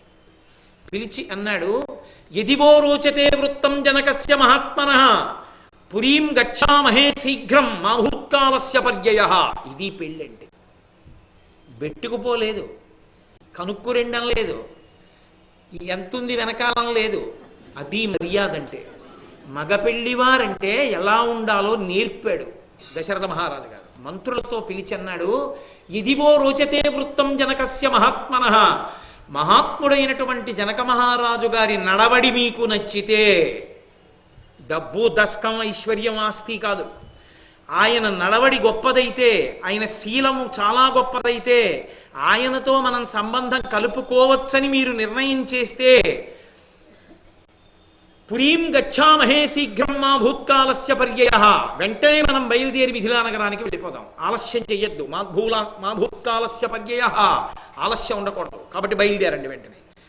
ఒకవేళ జనక మహారాజు గారి యొక్క నడవడి మీకు నచ్చలేదా చెప్పేసేయండి. అలా కుదరదు అని ఒక మాట చెప్తారు. అంటే మంత్రులు అన్నారు, లేదు లేదు, జనక మహారాజు గారు చాలా గొప్ప నడవడి కలిగినటువంటి వాడు, కాబట్టి మనం తప్పకుండా వెళ్ళవలసిందే అన్నారు. ఇక్ష్వాకు వంశంలో ఆచారం, భార్యల్ని తీసుకెళ్లరు పెళ్లికి. అందుకని కౌసల్య సుమిత్ర కైకేయి వెళ్ళలేదు. ఒక్క దశరథ మహారాజు గారు తాను పెద్దవాడు కనుక నా వెంట చతురంగ బలాలు వస్తాయి, ముందు వేగంగా వెళ్ళగలిగినటువంటి వాళ్ళు తొందరగా వెళ్ళి జవాబు చెప్పండి, వచ్చేస్తున్నాడు దశరథ మహారాజు అని చెప్పండి. అది మర్యాద. అంతేకాని కబురు చేసిన తర్వాత 30 రోజులు మాట్లాడకుండా ఉండడం కాదు. ఎంత మర్యాదగా మాట్లాడాడో చూడండి. అది మగ పెళ్లివారంటే. తప్ప నేను పెద్ద ఇప్పుడు మాట్లాడేది ఏమిటి, నా కొడుకు కోసం ఎవరు తాపత్రయపడరులే అని తన్ని పెట్టు కూర్చున్నవాడు కాదు దశరథ మహారాజు గారంటే. తొందరగా వెళ్ళేవాళ్ళు ముందు వేగంగా వెళ్ళగలిగిన గుర్రాలకి వెళ్ళిపోండి మిథిలా నగరానికి, వెళ్ళి దశరథుడు వస్తున్నాడని చెప్పండి అని సమస్త సంభారములను తీసుకుని చతురంగ బలాలతోటి తన యొక్క మంత్రులతోటి వశిష్ఠాది ఋషులతోటి కలిసి బయలుదేరి మహానుభావుడు 4 రోజులు ప్రయాణం చేశాడు. అంటే మెరుపు వేగం కలిగినటువంటి గుర్రాల మీద వస్తే 3 రోజులు పట్టింది. పెద్దవాడైన దశరథ మహారాజు గారు ఎక్కువ విశ్రాంతి తీసుకోకుండా ప్రయాణం చేస్తే 4 రోజులు పట్టింది మిథిలా నగరానికి వెళ్ళడానికి. అక్కడికి వెళ్ళారు. వెళ్ళి ఆ జనక మహారాజు గారి దగ్గరికి కలుసుకోవాలి. ఇద్దరూ కలుసుకున్నారు. ఎదురెదురుగుండా కూర్చున్నారు. ప్రసక్తి వచ్చింది, వివాహ ప్రసక్తి. మా అమ్మాయిని మీ ఇంటి కోడల్ని చెయ్యాలి అని మా కోరిక. కాబట్టి మా వంశం, మా వృత్తం నచ్చితే మా అమ్మాయిని మీ కోడల్ని చేసుకోవలసిందిగా కోరుకుంటున్నాం అన్నారు. అంటే మహానుభావుడు దశరథ మహారాజు గారు ఒక అద్భుతమైనటువంటి మాట అన్నాడు. ఆయన అన్నాడు, ప్రతిగ్రహో దాతృవశం. ఏమిటయా, ఏమిటో తక్కువ వాళ్ళ, చాలా చిన్నవాళ్ళ, ఆడపిల్లని కన్నవాళ్ళ, మీరు అంగీకరిస్తే, మీరు మా వంశం మీకు నచ్చితే అన్ని మాటలంటావే. అసలు ఇచ్చేవాడెవరు? నువ్వు. పుచ్చుకునేవాడెవరు? నేను. పిల్లవాడు పుచ్చుకుంటాడు అనుకుంటారు, చాలా తప్పు. పిల్లని ఇంటికి తెచ్చుకునేవాడెవరో తెలుసా? మామగారు. పిల్ల గౌరీ పూజ చేస్తూ ఉంటుంది.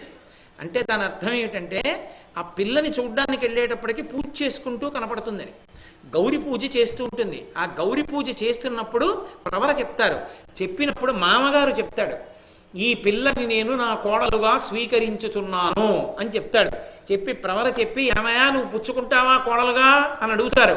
మామగారు చెప్తాడు, నేను పుచ్చుకుంటున్నాను, నా ఇంటి కోడలుగా ఈ పిల్లని స్వీకరిస్తున్నాను అంటాడు.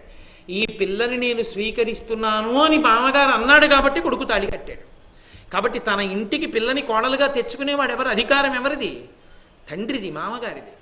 కాబట్టి పిల్ల మా ఇంటికి రావాలంటే ఇచ్చేవాడు ఉండాలి కదూ, ఉంటే కదూ మా ఇంటికి పిల్ల రావడం.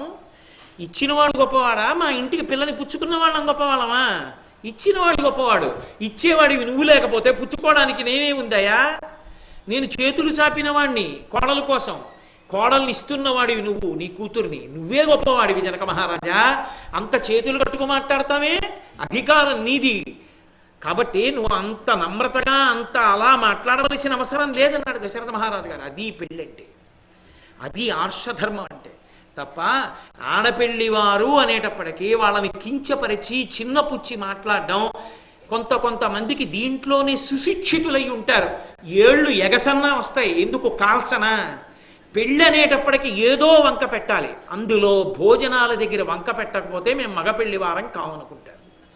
ఏదో పంచభక్ష పరమాన్నాలు రాసభోజనాలు తింటున్న వాళ్ళలా ఎంత గొప్ప భోజనం పెట్టండి, వంక పెడతారు. అంతకన్నా నీచమైన ప్రవృత్తి ఇంకొకటి లేదు. ఎంతో మర్యాదగా ప్రవర్తించాలి. అందులో పిల్లని తెచ్చుకుంటున్నవాడు అక్కడే భేదాభిప్రాయం తెచ్చుకుంటే ఎలా పొసగుతుంది రేపొద్దున్న? ఎంత ఔదార్యంగా ఉండాలి. కాబట్టి ప్రతిగ్రహో దాతృవశం, ఇచ్చినటువంటి వాడికి వశుడై ఉన్నాడయా. శృణమయే తన్మయాపురా, పూర్వం నేను విన్నాను ఆ మాట. పుచ్చుకున్నవాడు గొప్పవాడు కాదు, ఇచ్చినవాడు గొప్పవాడు. కాబట్టి నువ్వే గొప్పవాడివి అన్నాడు. చాలా సంతోషం. కూర్చున్నారు రెండు పక్షాల వాళ్ళు. ఇప్పుడు దశరథ మహారాజు గారి వైపు రామచంద్రమూర్తికి లక్ష్మణస్వామికి వివాహం, లేదా రామచంద్రమూర్తికి సీతమ్మని ఇవ్వాలి. రామచంద్రమూర్తికి సీతమ్మని ఇవ్వాలి కాబట్టి రామచంద్రమూర్తి యొక్క వంశం ఎటువంటిది, ఆ వంశం యొక్క గొప్పతనం ఎటువంటిది అది చెప్పాలి. ఎవరు చెప్పాలి? అది పెళ్లి మాటలంటే, అది నిశ్చితార్థం అంటే. నిశ్చితార్థము అన్న మాటకు అర్థం 3 మాటలు కన్యాదాత చెప్పాలి. త్రిదదామి, నేను 3 మాటలు అంటున్నాను. పిల్లనిస్తాను, పిల్లనిస్తాను, పిల్లనిస్తాను, పుచ్చుకుంటున్నాను, పుచ్చుకుంటున్నాను, పుచ్చుకుంటున్నాను అనాలి. అలా అనే ముందు దేన్ని కారణంగా ఇస్తారు, దేని కారణంగా పుచ్చుకుంటారు అంటే ఉభయ వంశములు చెప్పాలి. యువతల వైపు ఎటువంటి మహాత్ములు పుట్టారు ఆ వంశంలో, అవతల వైపు ఎటువంటి మహాత్ములు పుట్టారు ఆ వంశంలో, ఇది చెప్పాలి. అసలు మా తాతగారి పేరు నాకు గుర్తు లేదండి, మా ముత్తాతగారి పేరు నాకు గుర్తు లేదండి, మా వంశంలో పుట్టిన పెద్దలు ఎవరో నాకు తెలియదండి, అసలు మా వంశ ఋషుల చరిత్రే నాకు తెలియదండి, నా వంశంలో ప్రవరలో ఋషులు ఎంతమంది ఉంటారో నాకు తెలియదండి అన్నారు అనుకోండి, వాడికన్నా దౌర్భాగ్యుడు ఇంకోళ్ళు లేడని గుర్తు. కాబట్టి అది తెలిసి ఉండాలి. అది తెలిసి మాట్లాడేటప్పుడు ఎవరి వంశాన్ని వాళ్ళు చెప్పుకున్నారనుకోండి, అతిశయంతో మాట్లాడే అవకాశం ఉంటుంది. అందుకని పురోహితుడు వస్తాడు. పురోహితుడు ఎందుకు వస్తాడంటే ఆయనకి నిష్పక్షపాతం, ఆయనకి ఏమవసరం, అవతల వాళ్ళ యోగాన్ని కూడా చూస్తాడు, అవతల వాళ్ళ క్షేమాన్ని కూడా చూస్తాడు, పురము యొక్క హితమును చూస్తాడు, అందరి క్షేమాన్ని చూస్తాడు. తను ఈ ఇంటి పౌరోహిత్యం చేస్తున్నాడు కాబట్టి ఈ ఇంటి వాళ్ళవి లేనిపోనివన్నీ చెప్పేసి ఆ పిల్లని ఎలా అయినా కోడలుగా చేసేద్దామని చూడ్డా ఆయన. అందులో ఎవరు మాట్లాడుతున్నది? వశిష్ఠ మహర్షి మాట్లాడుతున్నారు. ఆయన మాట్లాడితే ఎందుకు వస్తుంది పొల్లు మాట? అందుకని దశరథ మహారాజు గారి వంశం అంతా చెప్పాలి. దశరథ మహారాజు గారి వంశం చెప్పడం అంటే 40 మంది చక్రవర్తుల చరిత్ర చెప్పాలి. అంత చరిత్ర చెప్తే దశరథ మహారాజు గారి వంశం అంతటినీ చెప్పినట్టు. అందుకని వశిష్ఠ మహర్షి ప్రారంభం చేశాడు. ఒకానొకప్పుడు ప్రళయం జరిగిన తరువాత ఈ లోకంలో సృష్టి లేనప్పుడు అవ్యక్తమైనటువంటి పరబ్రహ్మం ఉండేది. ఆ అవ్యక్తము నుండి చతుర్ముఖ బ్రహ్మగారు పుట్టాడు. ఆ చతుర్ముఖ బ్రహ్మగారి నుండి మరీచి మహర్షి పుట్టాడు. ఆ మరీచి మహర్షి నుండి కశ్యపుడు పుట్టాడు. కశ్యపుడి నుండి సూర్యుడు పుట్టాడు. సూర్యుని నుండి మనువు పుట్టాడు. మనువు నుండి ఇక్ష్వాకువు అనబడేటటువంటి వీళ్ళ వంశానికి ప్రధాన పురుషుడైనటువంటి ఇక్ష్వాకు ప్రభువు పుట్టాడు, ఇక్ష్వాకు చక్రవర్తి. అక్కడ ఇక్ష్వాకు వంశం ప్రారంభమైంది. ఆ ఇక్ష్వాకువుకి కుక్షి పుట్టాడు.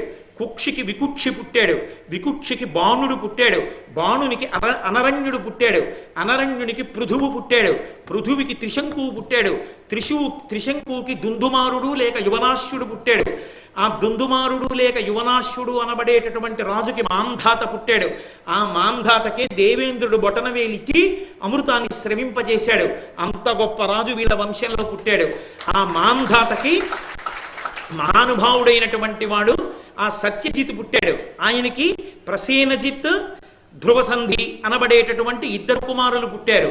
ఆ ధ్రువసంధి ప్రసేనజిత్తులకి భరతుడు జన్మించాడు, భరతునకు అసితుడు జన్మించాడు, అసితునకి సగరుడు జన్మించాడు. సగరుడు పుట్టినప్పుడు ఇంకా సగరుడు తల్లి కడుపులో ఉండగానే ఆమె యొక్క వేరొక భార్య, ఆ రాజు యొక్క వేరొక భార్య, అసితునికి ఇద్దరు భార్యలు. ఒక భార్య కడుపులో ఈ పిల్లాడు ఉన్నాడు, రెండో భార్య ఈమెకి పిల్లాడు పుట్టేస్తున్నాడని కడుపులో పిల్లవాడు ఉండగా విషం పెట్టేసింది. ఆ పిల్లవాడు విషంతో చనిపోవాలి. కానీ కడుపులో పిల్లవాడు విషజ్వాలలకి చనిపోతున్నాడని భయపడినటువంటి ఆ ఇల్లాలు శవన మహర్షి కాళ్ళ మీద పడింది. శవనుడు వరమిచ్చాడు, నీ కడుపులో ఉన్న పిండం రెండవ భార్య పెట్టినటువంటి ఆ విషాన్ని జీర్ణం చేసుకు పుడతాడని. అందుకని పుడుతూనే విషాన్ని జీర్ణం చేసుకు పుట్టాడు వీళ్ళ వంశంలో. అందుకని అసితునకు సగరుడు పుట్టాడు, సగరునికి అసమంజసుడు పుట్టాడు, అసమంజసునికి అంశుమంతుడు పుట్టాడు, అంశుమంతునికి దిలీపుడు పుట్టాడు, దిలీపునకు భగీరథుడు పుట్టాడు, భగీరథునికి కకుత్సుడు పుట్టాడు, కకుత్సునికి రఘుమహారాజు గారు పుట్టాడు, రఘుమహారాజుకి ప్రవృద్ధుడు పుట్టాడు. ఆ ప్రవృద్ధుడనబడేటటువంటి రాజు ఒకానొక సమయంలో నా మీదే అంటే వశిష్ఠ మహర్షి మీదే అలిగి కోపం వచ్చి చేతిలోకి జలాలు తీసుకుని శపించడం కోసమని చల్లబోయాడు. భార్య పరిగెత్తుకొచ్చి ఇంటి పురోహితుడు బ్రహ్మ మహానుభావుడు బ్రహ్మర్షి, ఆయన్ని శపిస్తావా, తప్పు తప్పు, మన వంశమంతా పాడైపోతుందని చెయ్యి వెనక్కి లాగింది. ఆ చేతిలో ఉన్న నీళ్లు కాళ్ళ మీద పడ్డాయి. అందుకని కల్మషపాదుడు అని పేరు వచ్చింది. అందుకని ఆ రఘుమహారాజు గారికి ప్రవృద్ధుడు పుట్టాడు, ఆ ప్రవృద్ధునికి శంఖనుడు పుట్టాడు, శంఖనుడికి సుదర్శనుడు పుట్టాడు, సుదర్శనుడికి అగ్నివర్ణుడు పుట్టాడు, అగ్నివర్ణుడికి శీఘ్రవేగుడు పుట్టాడు, శీఘ్రవేగునికి మరువు పుట్టాడు, మరువుకి మళ్ళీ ఆ తర్వాత ప్రశిశ్రుకుడు పుట్టాడు, ప్రశిశ్రుకునకు అంబరీషుడు పుట్టాడు, అంబరీషునకు నహుషుడు పుట్టాడు, నహుషునికి యయాతి పుట్టాడు, యయాతికి నాభాగుడు పుట్టాడు, నాభాగునికి అజమహారాజు గారు పుట్టారు, అజమహారాజు గారికి దశరథ మహారాజు గారు పుట్టారు, దశరథ మహారాజు గారికి రామలక్ష్మణ భరత శత్రుఘ్నుడు పుట్టారు. ఇది 40 మంది చక్రవర్తుల కథ. వీళ్ళు 40 మంది పుట్టారు ఇక్ష్వాకు వంశంలో. వాళ్ళందరూ అంతంత గొప్పవాళ్ళు. అటువంటి వంశంలో వచ్చిన ఈ రామలక్ష్మణ భరత శత్రుఘ్నులలో పెద్దవాడు ఈ రాముడు. ఈ రాముడు నా దగ్గరే చదువుకున్నాడు. సర్వే వీరవిదాశూరాః సర్వే లోకహితేరతాః సర్వే జ్ఞానోపసంపన్నాః సర్వే సముదితా గుణైః. అంతటి మహానుభావుడు రామచంద్రమూర్తి సత్యధర్మములను రెండింటినీ తన కాళ్ళగా చేసుకుని నడిచేటటువంటి స్వభావం ఉన్నటువంటి వాడు. అటువంటి రాముడికి నీ కుమార్తె అయినటువంటి జానకీదేవి సీతమ్మ తల్లిని కన్యావరణి చేస్తున్నావు, పిల్లనివ్వవలసిందిగా దశరథ మహారాజు కోరుకుంటున్నాడయా అన్నారు.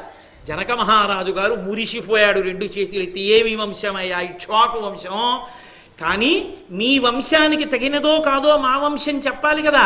అందుకని మా వంశం ఎటువంటిదో ఇదిగో మహానుభావుడైనటువంటి నా పురోహితుడు శతానందుడు చెప్తాడన్నాడు. గౌతమ మహర్షి యొక్క కుమారుడు శతానందుడు. వెంటనే శతానందుడు బయలుదేరి వచ్చి చెప్పడం మొదలెట్టాడు. సీతమ్మ తల్లి పుట్టేటప్పటికి దానికి ముందు 22 మంది చక్రవర్తులు పుట్టారు ఆ విదేహ వంశంలో. వాళ్ళకి విదేహ వంశమని పేరు. అందరూ జనకులే వాళ్ళ పేర్లు. విదేహుడు అంటే అసలు దేహభావం ఉండదు, అంతటి మహాజ్ఞానులు వాళ్ళు. వాళ్ళ వంశం చెప్తాను వినండి అని చెప్పి ఈ పేర్లు వినాలి సీతా కళ్యాణంలో. ఎందుకంటే ఇటువంటి మహాపురుషులందరూ ఒక్కొక్కళ్ళు సామాన్యుడు కాడు. మీరు మహాభారతంలో నహుష చరిత్ర విన్నారు, యయాతి చరిత్ర విన్నారు. అటువంటి మహాపురుషులందరూ ఇక్ష్వాకు వంశంలో పుట్టారు. ఇక ఇటువైపు సీతమ్మ తల్లి యొక్క విదేహ వంశం వైపు మొట్టమొదట వంశకర్త ప్రారంభంలో ఉన్నటువంటి వాడు నిమి. ఆ నిమి చక్రవర్తికి పుట్టినటువంటి వాడు మిథి చక్రవర్తి. ఆ మిథి చక్రవర్తికి జన్మించినటువంటి వాడు ఉదావసుడు. ఆ ఉదావసువుకి జన్మించినటువంటి వాడు నందివర్ధనుడు. నందివర్ధనునికి జన్మించినటువంటి వాడు సుకేతువు. సుకేతువుకి జన్మించినటువంటి వాడు దేవరాతుడు. దేవరాతునికి జన్మించినటువంటి వాడు బృహద్రథుడు. బృహద్రథునికి జన్మించినటువంటి వాడు మహావీరుడు. మహావీరునికి జన్మించినటువంటి వాడు సుధృతి. సుధృతికి జన్మించినటువంటి వాడు దుష్టకేతువు. దుష్టకేతువుకి జన్మించినటువంటి వాడు హర్యశ్వుడు. హర్యశ్వుకి పుట్టినటువంటి వాడు మరువు. ఆ మరువుకి జన్మించినటువంటి వాడు ప్రతివింజుడు.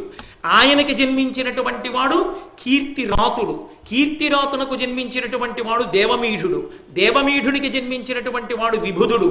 విభుధునికి జన్మించినటువంటి వాడు కీర్తిరథుడు. ఆ కీర్తిరథునకు జన్మించినటువంటి వాడు మహారోముడు.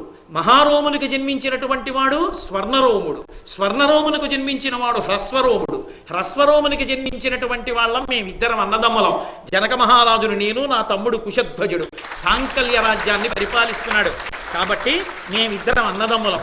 నా తమ్ముడు శత్రురాజుల్ని ఓడించి రాజ్యాన్ని పరిపాలిస్తున్నాడు. ఇనప శూలాలు దిగవేసి ఉంటాయి ఆ నదిలో. అక్కడ రాజ్యాన్ని పరిపాలిస్తున్నాడు. శత్రువుల్ని ఓడిస్తే నేనే ఆ రాజ్యాన్ని ఇచ్చాను నా తమ్ముడికి. నా తమ్ముడికి కబురు చేస్తాను, పరుగు పరుగునొస్తానని కబురు చేశాడు. వచ్చాడు కుశధ్వజుడు. ఇప్పుడు మా వంశం గురించి విన్నారు కదా, మీ అభిప్రాయం ఏమిటన్నాడు. ఇంతమంది మహానుభావులు పుట్టారు, 22 మంది చక్రవర్తులు. ఎంతటి మహానుభావులు! ఒక్కొక్కడి చరిత్ర కొన్ని పుటలు పుటలు పుటలు పుస్తకాలు ఉన్న చరిత్ర. ఇటువంటి వంశంలో ఉన్న పిల్లని మా వంశానికి తెచ్చుకోవడానికి మాకేమిటి అభ్యంతరం? పరమానందంగా అంగీకరిస్తున్నామన్నారు వశిష్ఠాది మహర్షులు. పరమానందంగా పిల్లనిస్తున్నామన్నారు శతానందాది మహర్షులు. ఎప్పుడు ముహూర్తం అన్నారు? ఉత్తర ఫల్గుణీ నక్షత్రంలో సంతానకారకం కనుక, ప్రాజాపత్యం కోసం అంటే ధర్మ సంతానం కోసం వివాహం కనుక, సంతానం కలగడానికి యోగ్యమైనటువంటి నక్షత్రం ఉత్తర ఫల్గుణీ నక్షత్రంలో ఈ పిల్లలకి రేపే వివాహం చేస్తామన్నారు. సరే, సంతోషించారు. వెంటనే జనక మహారాజు గారు అన్నారు, నాకు ఇంకొక కుమార్తె కూడా ఉంది, ఆమె పేరు ఊర్మిళ. మీకు అభ్యంతరం లేకపోతే రామచంద్రమూర్తి తమ్ముడైన లక్ష్మణస్వామికి ఆ పిల్లనిస్తామన్నారు. చాలా సంతోషించారు రామలక్ష్మణులు ఇద్దరికీ పెళ్లి. ఇంతలో వెంటనే విశ్వామిత్ర వశిష్ఠాది మహర్షులు లేచి ఒక మాట అన్నారు.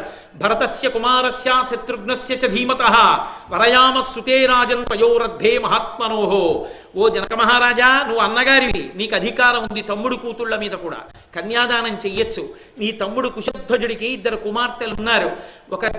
ఒక అమ్మాయి పేరు మాండవి, ఒక అమ్మాయి పేరు శృతకీర్తి. ఈ దశరథ మహారాజు గారికి ఇంకో 2 కుమారులు ఉన్నారు, భరతుడు శత్రుఘ్నుడు. మీకు అంగీకారం అయితే మీ తమ్ముడి కూతుళ్ళు మాండవి శృతకీర్తుల్ని భరతుడికి శత్రుఘ్నుడికి కూడా ఇచ్చి పెళ్లి చెయ్యండి, కన్యావరుని చేస్తున్నాం, ఇస్తారా అన్నారు. పొంగిపోయాడు కుశధ్వజుడు. అన్నయ్య, నువ్వు ఎలా నిర్ణయం చేస్తే అలా అన్నాడు.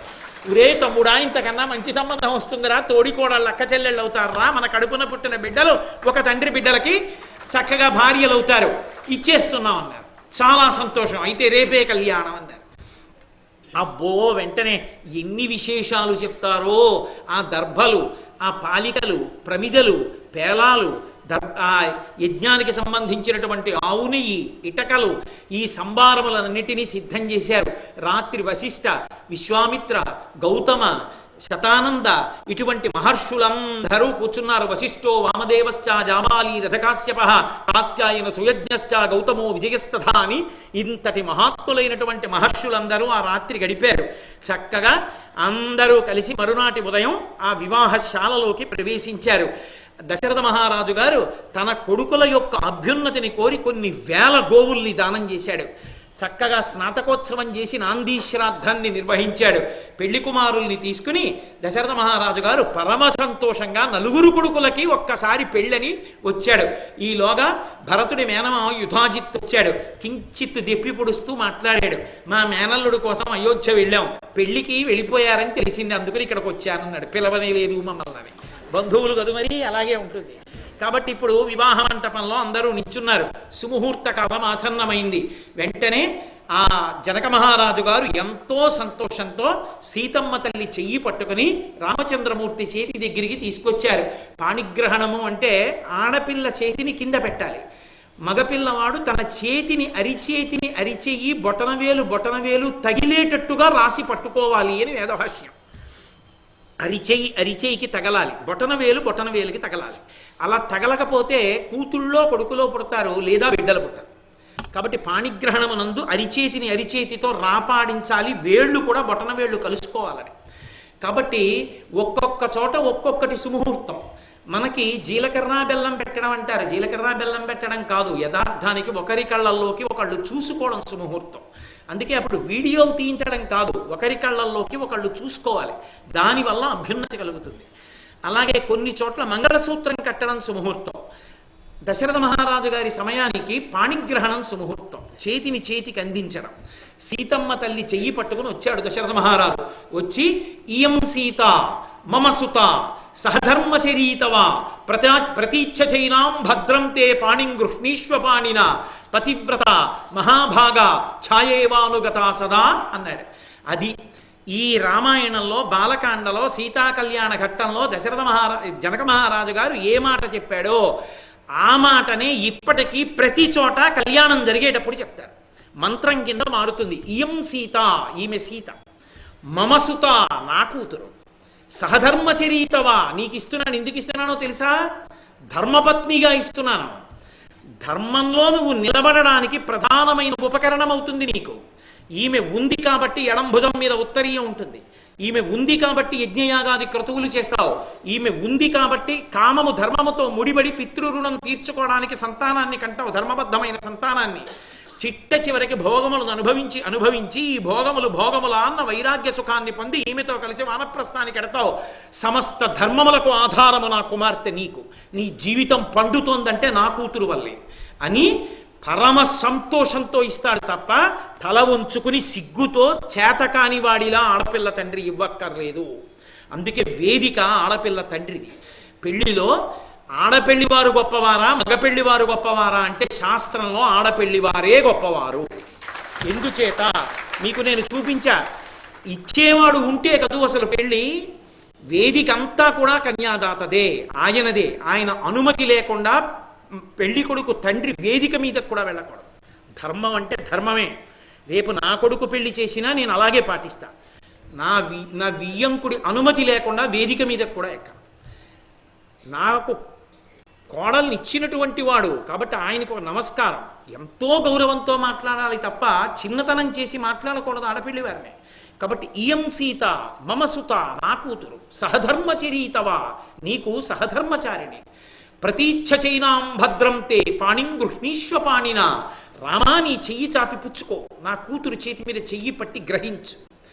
పాణిం గృహ్ణీష్వ పాణిన పతివ్రత మహాభాగ ఛాయేవానుగతా సదా, ఈమె మహాపతివ్రత. నా భార్య పుట్టింట్లో ఉండగా నేర్పింది అత్తవారింట్లో ఎలా ఉండాలో. రామా నీకు తగిన ఇల్లాలు, ఈమె నీకు నీడలా నిన్ను అనువర్తిస్తుంది. నా నీడ నేను ముళ్ళకంచె మీద పడిపోతే నేను కూడా ముళ్ళకంచె మీద పడితే గుచ్చుకుంటుందని నీడ పడకుండా ఉండదుగా, అది పడుతుంది. నాకు కష్టం కలిగితే తనకి కష్టం, నాకు సుఖం కలిగితే తన సుఖం, తనకంటూ కష్ట సుఖాలు వేరే లేవు. నా కదలిక తన కదలిక, నేను ఆగిపోవడం తాను ఆగిపోవడం. ఛాయేవానుగతా సదా, రామా నిన్ను నీడలా అనువర్తిస్తుందన్నాడు. మహాతల్లి తండ్రి మాట నిలబెట్టింది. రామా నీవు లేని అయోధ్య నాకెందుకయ్యా, నేను నాతంత్రీ వజ్జతే వీణా నాచక్రో వర్తతే రథ నాపతి సుఖమే దేత యస్యాదపి శతాత్మజ. వీణ తీగలు పెనగి మోగుతాయి, వీణ మోగుతోందంటారు.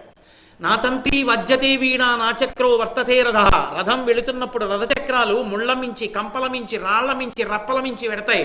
రథచక్రాలు కష్టపడి వెడుతూ ఉంటే రథచక్రాలు నడుస్తున్నాయని రథం నడుస్తోందంటారు. భర్త ఎంతో కష్టపడి కీర్తి సముపార్జించుకుంటాడు. ఆయన సముపార్జించుకున్న కీర్తి వలన ఆమె పూజనీయతని పొందింది. భర్త వలన పొందింది తప్ప ఆ భర్త వలన తాను పొందినది అమితం, ఎంతైనా ఇవ్వగలడు భర్త. అటువంటి భర్త ఇచ్చినటువంటి దాని ముందు 100 పుత్రులు, మంచి కొడుకులు తెల్లవారి నిద్రలేస్తే తల్లి కాలు కింద పెడుతుంటే అమ్మా నీ పాదములు కింద పెట్టద్దని తమ అరిచేతులు నేల మీద పెట్టి తమ చేతులలో నడిపించగలిగిన 100 యోగ్యులైన కొడుకుల వలన తల్లిగా తాను పొందిన సుఖం కన్నా భర్త వలన పొందిన సుఖమే ఎక్కువ. రామా ఇక్కడ ఉండమంటామేమిటి, మీతోనే వస్తా, మీరున్నది అయోధ్య, మీరు లేని దడవంది. మా నాన్నగారు చెప్పారు ఛాయేవానుగతా సదా, నీడలా వస్తా మీ వెంట తప్ప నేను ఇక్కడ ఉండనంది తల్లి. తండ్రి మాట నిలబెట్టింది. కన్యాదాన సమయంలో జనక మహారాజు గారు ఏ మాట అన్నాడో ఆ మాటకి అనువర్తించి ప్రవర్తించింది నా తల్లి జనకమ్మ. కాబట్టి ఇయం సీత మమ సుత సహధర్మచరీతమా ప్రతీచ్ఛ చైనాం భద్రంతే పాణిం గృహ్ణీష్వ పాణిన పతివ్రత మహాభాగా ఛాయేవానుగతా సదా అని పిలిచి కన్యాదానం చేసి పాణిగ్రహణం చేయించాడు. భద్రంతే, మీరు 10 కాలములు సంతోషంగా ఉండాలి. ఈ మాటలంటే చాలా సంతోషించి జనక మహారాజు గారు లక్ష్మణస్వామిని పిలిచారు. లక్ష్మణాగచ్చ భద్రంతే ఊర్మిళా దిగ్జిగామయ, ప్రతీచ్ఛపాణిం గృహ్ణీష్వామభూత్కాలస్య పర్యయ. సుముహూర్తం అంటే సుముహూర్తమే. సుముహూర్తానికి వేదిక మీదకి రావడం కాదు, సుముహూర్తానికి వేదిక మీదకి వస్తే పరమ దోషం ఎవరిదంటే పెళ్లి కూతురు తండ్రిది, పెళ్లి కొడుకు తండ్రిది. పెళ్లికి ముందు కొంత అంగం ఉంది, అది జరిగితే కదూ సుముహూర్తం. సుముహూర్తం అయిపోతోందని బ్రహ్మగారు కాళ్ళు చేతులు తన్నుకోవడం కాదు, గోనె బస్తాలు మూట కట్టేసిన వాడిని తన్నుకున్నట్టు. ఆ బాధ ఉండవలసిన వాడు కన్యాదాతకి, ఆ బాధ ఉండవలసిన వాడు పెళ్లి కొడుకు తండ్రికి. అరే ఇంత క్రియాకలాపం ఉంది, దేవతల అనుగ్రహాన్ని సంపాదించుకోవాలి, మనం వేళపట్టున వెళ్ళాలి వేదిక మీద కానీ పరిగెత్తాలి. చక్కగా ప్రశాంతంగా వివాహక్రతువు నడవాలి. ఆ సుముహూర్తం వచ్చే లోపల అయిపోయిందనుకోండి, ఒకవేళ మంత్రభాగం అయిపోయిందనుకోండి, అందుకే చూర్ణికా పఠనం చేస్తారు. మహాసంకల్పం ఆ ముహూర్తం వచ్చే వరకు చదివేది కాదు. మహాసంకల్పముచ్చాయిష్యే అంటే నేను మహాసంకల్పం చెప్తున్నాను అంటాడు బ్రహ్మగారు. మహాసంకల్పం చెప్తున్నాను అన్న మాటకు అర్థం ఏంటంటే కొరడ. విప్ అంటమే కొరడ జుళిపించినట్టు, ఎవ్వరూ మాట్లాడవద్దు అని. ఆ కన్యాదానం జరుగుతుండగా మహాసంకల్పం జరుగుతుంటే పూర్తిగా అయిపోయే వరకు ఎవరు మౌనంగా ఉన్నారో వాళ్ళందరూ ఆ సభాస్థలిలో కూర్చున్న వాళ్ళందరూ ఆ కన్యాదానం చేసినట్టు వేసేస్తారు. ఓ సీతా కళ్యాణం మీరు చూస్తున్నారనుకోండి, మహాసంకల్పం చదువుతున్నారనుకోండి, సభలో నిశ్శబ్దం, మాట్లాడకూడదు. ఎవరు మాట్లాడకుండా ఉన్నారో వాళ్ళు పీటల మీద కూర్చుని సీతా కళ్యాణం చేసేసినట్టే. మాట్లాడారనుకోండి, మీరు అప్పటి వరకు చూసిన పుణ్యం కూడా పోయినట్టే. అందుకే మహాసంకల్పం చదివేయకూడదు. నేను మహాసంకల్పం చెప్తున్నానని చెప్పాలి. మహాసంకల్పానికి అంత శక్తి. అందుకే మహాసంకల్పము జరుగుతుండగా కన్యాదాత దగ్గరికి వెళ్ళి ఎవ్వరూ మాట్లాడకూడదు, మౌనంగా ఉండాలి. మహాసంకల్పం కూడా అయిపోయిందనుకోండి, ఇంకా సుముహూర్తానికి వేళ ఉందనుకోండి, చూర్ణికా పఠనం చేస్తారు. దేవతలందరికీ పరాకు చెప్తారు. చెప్పి దేవతల్ని పిలిచి మీ అందరూ కూడా వీళ్ళని అనుగ్రహించండి. సుముహూర్త సావధాన, సులగ్న సావధాన అంటూ సుముహూర్తానికి మీ అందరూ కూడా రండి, నిలబడండి, వచ్చేస్తోంది సుముహూర్తం అని పిలుస్తారు. ఆ సుముహూర్తం దాటిపోకూడదు. ఆ సుముహూర్తం దాటిపోయిందనుకోండి, ఆ వివాహం ఇంకా చేసినప్పుడు ఏమో అది ఫలించవచ్చు, ఫలించకపోవచ్చు. సుముహూర్తానికి అంత లెక్క. ఖచ్చితంగా ఆ సమయానికి పూర్వాంగం అంతా పూర్తయిపోయి బ్రహ్మస్థానంలో ఉన్న వ్యక్తి కంగారు పడకుండా ఉండడానికి చూర్ణికా పఠనం చేయడానికి అవకాశం ఇచ్చేయాలి. ఇచ్చేస్తే ఆయన సావధానంగా ఉంటాడు. ఉండి ఆయన ఆ సమయానికి తెరదింపించేసి చక్కగా జీలకర్ర బెల్లం పెట్టించి కళ్ళల్లోకి చూసుకోండి అని చెప్తాడు. ఎవరూ మధ్యలోకి వెళ్ళకూడదు, వాళ్ళని మాట్లాడించకూడదు.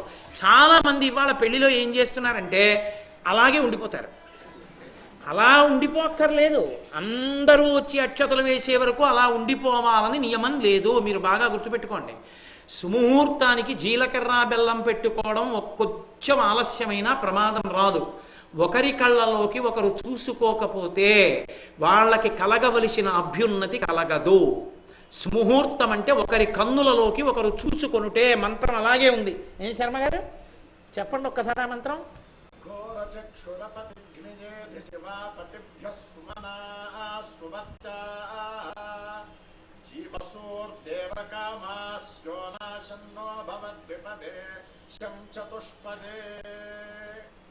సమస్త కోర్కెలు ఈడేరుగాక. నా ఇంట నేను నా బంధువులే కాదు, శం చతుష్పదే 4 కాళ్ళున్నవి కూడా రక్షింపబడుగాక. నువ్వు నా ఇంటిలోకి ప్రవేశించిన వేళ మన ఇద్దరం వృద్ధిలోకి వచ్చదముగాక అని అఘోర చక్షు. ఒకళ్ళ కళ్ళలోకి ఒకళ్ళని చూసుకుందాం, అది మంత్రం. కాబట్టి కళ్ళలోకి చూసుకోవడం ముహూర్తం. జీలకర్ర బెల్లం పెట్టుకుని అలా ఉండిపోవడం, అప్పుడే వీడియో వాళ్ళని తిట్టడానికి అవకాశం లేదు. తల్లిదండ్రులకు ఉండాలి ఆ బుద్ధి. వాళ్ళని చూసుకోనివ్వరా అని చెప్పాలి. అందరినీ పక్కకి తోసేసి ఇలా తలకాయలు పెట్టి వీడియో తీయించుకుంటే ఏమిటి కలిసి వస్తుంది? జీవితం నిలబడుతుందా? వీడియో కాపాడుతుందా నిన్ను? మంత్రం కాపాడుతుంది, దేవతలు కాపాడుతారు, బ్రహ్మస్థానం కాపాడుతుంది, నువ్వు చేసిన క్రియ కాపాడుతుంది. కళ్ళలోకి చూసుకోవాలి. కొద్దిసేపు జీలకర్ర బెల్లం ఉంచుకుని చేతులు తీసేసిన తర్వాత అక్షతలు వేయచ్చు. అప్పుడు అడుగుతాడు వరుడు, ఇది సుముహూర్తం అని మీ అందరు అనండి మీ నోటితో అంటాడు. అంటే అప్పుడు అనాలి. ఏం శర్మ గారు అనండి ఒకసారి. ఈ ముహూర్తము సుముహూర్తమగుగాక అని అనండి అంటాడు. అంటే మనం ఏం చేయాలి? చెప్పులు బూట్లు వేసుకుని వేదిక ఎక్కేయడం, ఓ బొట్టు కూడా పెట్టుకోకుండా వెళ్ళి అక్షతలు వేసేయడం, వాడేమో సహజంగా కర్ణుడు కవచకుండలాలతో పుట్టినట్టు బూట్లు వేసి కూర్చుని ఆశీర్వచనాలు ఇచ్చుకోవడం, ఇలాంటి దిక్కుమాలిన పనులు చేయడానికి కాదు ఆశీర్వచనాలు. అసలు పెళ్లికి ముందు పక్క పక్కన కూర్చొనే పెట్టకూడదు. పెళ్లి కన్యాదానం చేస్తే కదూ అటు కూర్చున్న పిల్ల ఇటు పక్కకు వచ్చి కూర్చునేది. నీ చేయకుండా ముందు రోజు రాత్రే కూర్చుంటే నేను వచ్చిన వాళ్ళందరూ వచ్చి అక్షతలు వేసేస్తే ఇంకెందుకు కన్యాదానం, ఇంకెందుకు ఆ పెళ్లి? అన్నం లేని వాళ్ళ ముందు రోజు వెళ్ళి అన్నం తినేయడానికి. పెళ్లి చేసి అన్నం పెట్టు, అన్నం పెట్టి పెళ్లి చేయడం ఏమిటి? విత్తు పెట్టి పందిరి వేయవద్దన్నాడు వెనకటి కథాయిత్యంగా ఓడు. విత్తు పెట్టి పందిరి వేయవద్దంటే విత్తనం పెట్టేసి పందిరి రేపు వేద్దాం అంటే రేపు అవుతుంది, ఎల్లుండి అవుతుంది, ఆవులు ఎల్లుండి అవుతుంది. పందిరి లేదు కాబట్టి పాదు కింద పాకుతుంది, మేకొచ్చి తినేస్తుంది, అయిపోయింది అక్కడతో. పందిరేసి విత్తు పెట్టు, పందిరి ఎక్కుతుంది, 15 ఆనపకాయలు కాస్తాయి. కాబట్టి వివాహం చేసేటప్పుడు వివాహం చేసి భోజనం పెట్టు, కన్యాదానం చేసి భోజనం పెట్టు. భోజనాలు పెట్టి కన్యాదానం చేయడం ఏంటి? అదో విరుద్ధమైన ప్రక్రియ, అదో తప్పు ప్రక్రియ. కాబట్టి ఒకరి కన్నులలోకి ఒకరు చూసుకోవడం సుముహూర్తం. కాబట్టి ఆ సీతారాములు పాణిగ్రహణం వాళ్ళు ఒకరి చేయి ఒకరు పట్టుకున్నారు, వాళ్ళకి అది సుముహూర్తం. కాబట్టి ఇప్పుడు ఇయం సీత మమసుత సహధర్మచరీతవా అని జనక మహారాజు గారు సీతమ్మని కన్యాదానం చేశాడు. లక్ష్మణుణ్ణి పిలిస్తే అక్కడ చేసి ఇక్కడ పిలుస్తున్నాడు కదూ, ఆ ముహూర్త కాలం దాటిపోకూడదు. కాబట్టి గబగబా పిలుస్తూ లక్ష్మణాగచ్చ భద్రంతే ఊర్మిళా జుజ్జితామయ ప్రతీచ్ఛ పాణిం గృహ్ణీష్వ మా భూత్కాలస్య పర్యయ. ఆలస్యం చేయకు. గంట సేపు లేచి పక్కవాడితో మాట్లాడి లేచి రావడం కాదు, ముహూర్తం వేళైపోతుంది, రా రా రా రా తొందరగా భద్రంతే నీకు క్షేమమగుగాక. వస్తున్నాడు మామయ్య గారు. గబగబా వెళ్ళి ఆ ఊర్మిళాదేవి యొక్క చేతిని స్వీకరించాడు, పాణిగ్రహణం చేశాడు. శత్రుఘ్నం చాపి ధర్మాత్మా అబ్రవీజ్జనకేశ్వర శృతకీర్త్యా మహాబాహో పాణిం గృహ్ణీష్వ పాణిన. అబ్బో ఏమి ప్రాధాన్యత ఇచ్చారండి సుముహూర్తానికి రామాయణంలో. శత్రుఘ్నం చాపి ధర్మాత్మ, ఓ ధర్మం తెలుసున్నవాడా శత్రుఘ్న రా అన్నాడు. అంతే, ధర్మం తెలుసున్నవాడా అన్నాడు, ఇంకేమనలేదు. లక్ష్మణుడి దగ్గరికి వచ్చేటప్పటికి ఆలస్యం చేయకు అనవలసి వచ్చింది. ఎందుకని? అలా ఉండిపోతాడు ఆ సీతారాముల్ని చూసుకుని మా అన్నయ్య, అబ్బా మా వదినమ్మ, నా జన్మ చాలు వీళ్ళకి సేవ చేసుకుని అలా ఉండిపోయాడు. మా భూత్కాలస్య పర్యా వెంట పెడదు కానీ రా పిలిచాడు శత్రుఘ్నుడిని. శత్రుఘ్నం చాపి ధర్మాత్మ అబ్రవీత్ జనకేశ్వర. జనకేశ్వరుడు అన్నాడు సుముహూర్తం వేళ ధర్మాత్మ రా రా రా రా రా. శృతకీర్త్యా మహాబాహో పాణిం గృహ్ణీష్వ పాణిన. శృతకీర్తి యొక్క చేతిని పుచ్చుకోవయా చెయ్యందుకుని అన్నాడు. చేతిని పుచ్చుకున్నాడు. అలాగే భరతుడు మాండవిని పాణిగ్రహణం చేశాడు. రామలక్ష్మణ భరత శత్రుఘ్నులకి సీత, ఊర్మిళ, మాండవి శృతకీర్తులనిచ్చి పాణిగ్రహణం వివాహ కార్యక్రమం పూర్తయిపోయింది. చక్కగా నలుగురు అన్నదమ్ములు నలుగురు భార్యలతో కలిసి దశరథ మహారాజు గారితో సంతోషంగా అయోధ్య నగరానికి బయలుదేరుతున్నారు. వాళ్ళ దాంపత్యం ఎంత వర్ధిల్లిందన్నారంటే వాల్మీకి మహర్షి ప్రియాతు సీతారామస్య దాతా పితృకృత ఇతి దారాహ పితృకృత ఇతి గుణాద్రూపా గుణాచ్ఛాపి ప్రీతిర్భూయోభ్యవర్ధత అన్నారు. అసలు రాముడికి, లక్ష్మణుడికి, భరతుడికి, శత్రుఘ్నుడికి కూడా 4 విష్ణువేగా. వాళ్ళ భార్యల మీద మొదట్లో ప్రేమ ఎందుకంటేట ఈమె నాకు తగిన ఇల్లాలని మా నాన్నగారు నిర్ణయం చేశారు. మా నాన్నగారు నిర్ణయం చేసిన తర్వాత ఆమె నాకు పనికిరానిది అన్న భావన ఎందుకుంటుంది? నువ్వు అక్కర్లేని ముందు నుంచి మాట్లాడితే అభిప్రాయ భేదాలు వస్తాయి. నువ్వు మీ నాన్నగారు నిర్ణయించారని పీటల మీదకి వస్తే ఏ గొడవలు ఉండవు. కాబట్టి మా నాన్నగారు నిర్ణయించారని పరమ సంతోషంతో రామలక్ష్మణ భరత శత్రుఘ్నులు తమ భార్యల యందు ప్రీతితో తమ జీవితాన్ని ప్రారంభం చేశారు, వైవాహిక జీవితాన్ని. వీళ్ళు మా భర్తలు, వీళ్ళు మాకు పరమేశ్వర స్వరూపులు, వీళ్ళు మాకు అమితంగా ఇవ్వగలరు, వీళ్ళని మించిన వాళ్ళు మాకు లోకంలో ఎవరున్నారన్న వైదిక ధర్మంతో భార్యలను వర్తించారు. ఆ సీతారాముల దాంపత్యం లోకానికంతటికీ కూడా ఆదర్శప్రాయమైన దాంపత్యమైంది. కష్టసుఖాలలో, ఉద్ధాన పతనాలలో ఇద్దరూ అలా కలిసి ఉన్నారు. అందుకే ఎక్కడ చెప్పినా సీతారాములు సీతారాములు సీతారాములు అంటారు. చిత్రం ఏమిటంటే సీతారాముల యొక్క పాణిగ్రహణ విశేషాన్ని వివాహ క్రతువుగా వాల్మీకి మహర్షి రామాయణంలో చెప్తే ప్రతి చోట ఎక్కడ పెళ్ళవనివ్వండి శంకర భగవత్పాదులు చేసినటువంటి శ్లోకాన్ని శుభలేఖల మీద వేస్తారు. జానక్యాహ కమలామలాంజలిపుటేయాహ పద్మరాగాయితాః న్యస్తారాఘవమస్తకే చ విలసత్కుంద ప్రసూనాయితాః స్రస్తాశ్యామలకాయ కాంతి కలితాయ ఇంద్రనీలాయితాః ముక్తాస్తా శుభదా భవంతు భవతాః శ్రీరామ వైవాహికాః అని శంకర భగవత్పాదులు ఒక అద్భుతమైన శ్లోకాన్ని ఇచ్చారు. అందులో తలంబ్రాలు వర్ణించారు. ఎందుకని? ఆ వర్ణించడం కూడా ఎలా వర్ణించారంటే జానక్యాహ కమలామలాంజలి పుటేయాహ పద్మరగాయితాహ. సీతమ్మ తల్లి దోసిట్లో ఉన్నాయో చెప్పలేదు శంకరాచార్య, ముందే చెప్పలేదు. మనకి ఆ శ్లోకం తెలిసిపోయింది కాబట్టి ఏదో చెప్పేస్తాం. ఆయన చెప్పలేదు. ఎందుకు చెప్పలేదు? వాళ్ళు వేదిక మీద కూర్చున్నారు. సీతమ్మ తల్లి ఇలా పట్టుకుంది. ఇద్దరు ఒకరికి ఒకరు ఎదురెదురుగుండా కూర్చున్నారు. ఒకరికి ఒకరు ఎదురెదురుగుండా కూర్చున్నప్పుడు మనం వేదికకి అటువైపు కూర్చుంటాం. సాధారణంగా వరుడు సభామంటపాన్ని చూస్తాడు. అందుకని ఆయన పక్కకి పిల్ల పెడుతుంది. పిల్ల పృష్ఠభాగం మన వైపుకుంటుంది, పిల్లవాడు మన వంక చూస్తుంటాడు. అంటే రాముడు చూస్తున్నాడు. సీతమ్మ యొక్క వెనక భాగం మన వైపుకుంది. ఇప్పుడు సీతమ్మ దోసిట్లో ఏం పట్టుకుందో నీకు ఎలా కనపడింది? కనపడదు కదా. అసలు తలంబ్రాలు పోసిన సన్నివేశాన్ని నిజంగా నువ్వు మానసిక దర్శనం చేసిన వాడవైతే సీతమ్మ దోసిట్లో ఏమున్నాయో నీకు కనపడలేదు కదూ. అందుకని చెప్పలేదు శంకరాచార్య. ఏం చెప్పారంటే జానక్యాహ కమలామలాంజలి పుటే. సీతమ్మ అనలేదు, వైదేహి అనలేదు. వైదేహి అని వెయ్యాలంటే దానికి తగిన సందర్భం ఉండాలి.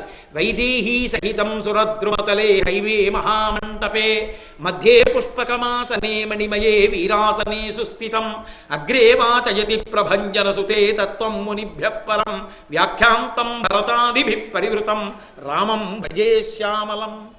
తత్వమూర్తిగా ఒక సద్గురువుగా పరబ్రహ్మ మెరుగున్నవాడిగా వీరాసనం వేసుకుని కుడికాలు కింద పెట్టి ఎడంకాలు పైకెత్తి తన తొడ మీద పెట్టుకుని వీరాసనంలో కూర్చుని చిన్ముద్ర పట్టి చెప్తుంటే ఆంజనేయ స్వామి ముందు కూర్చుని వింటూ ఉంటాటిలాగా.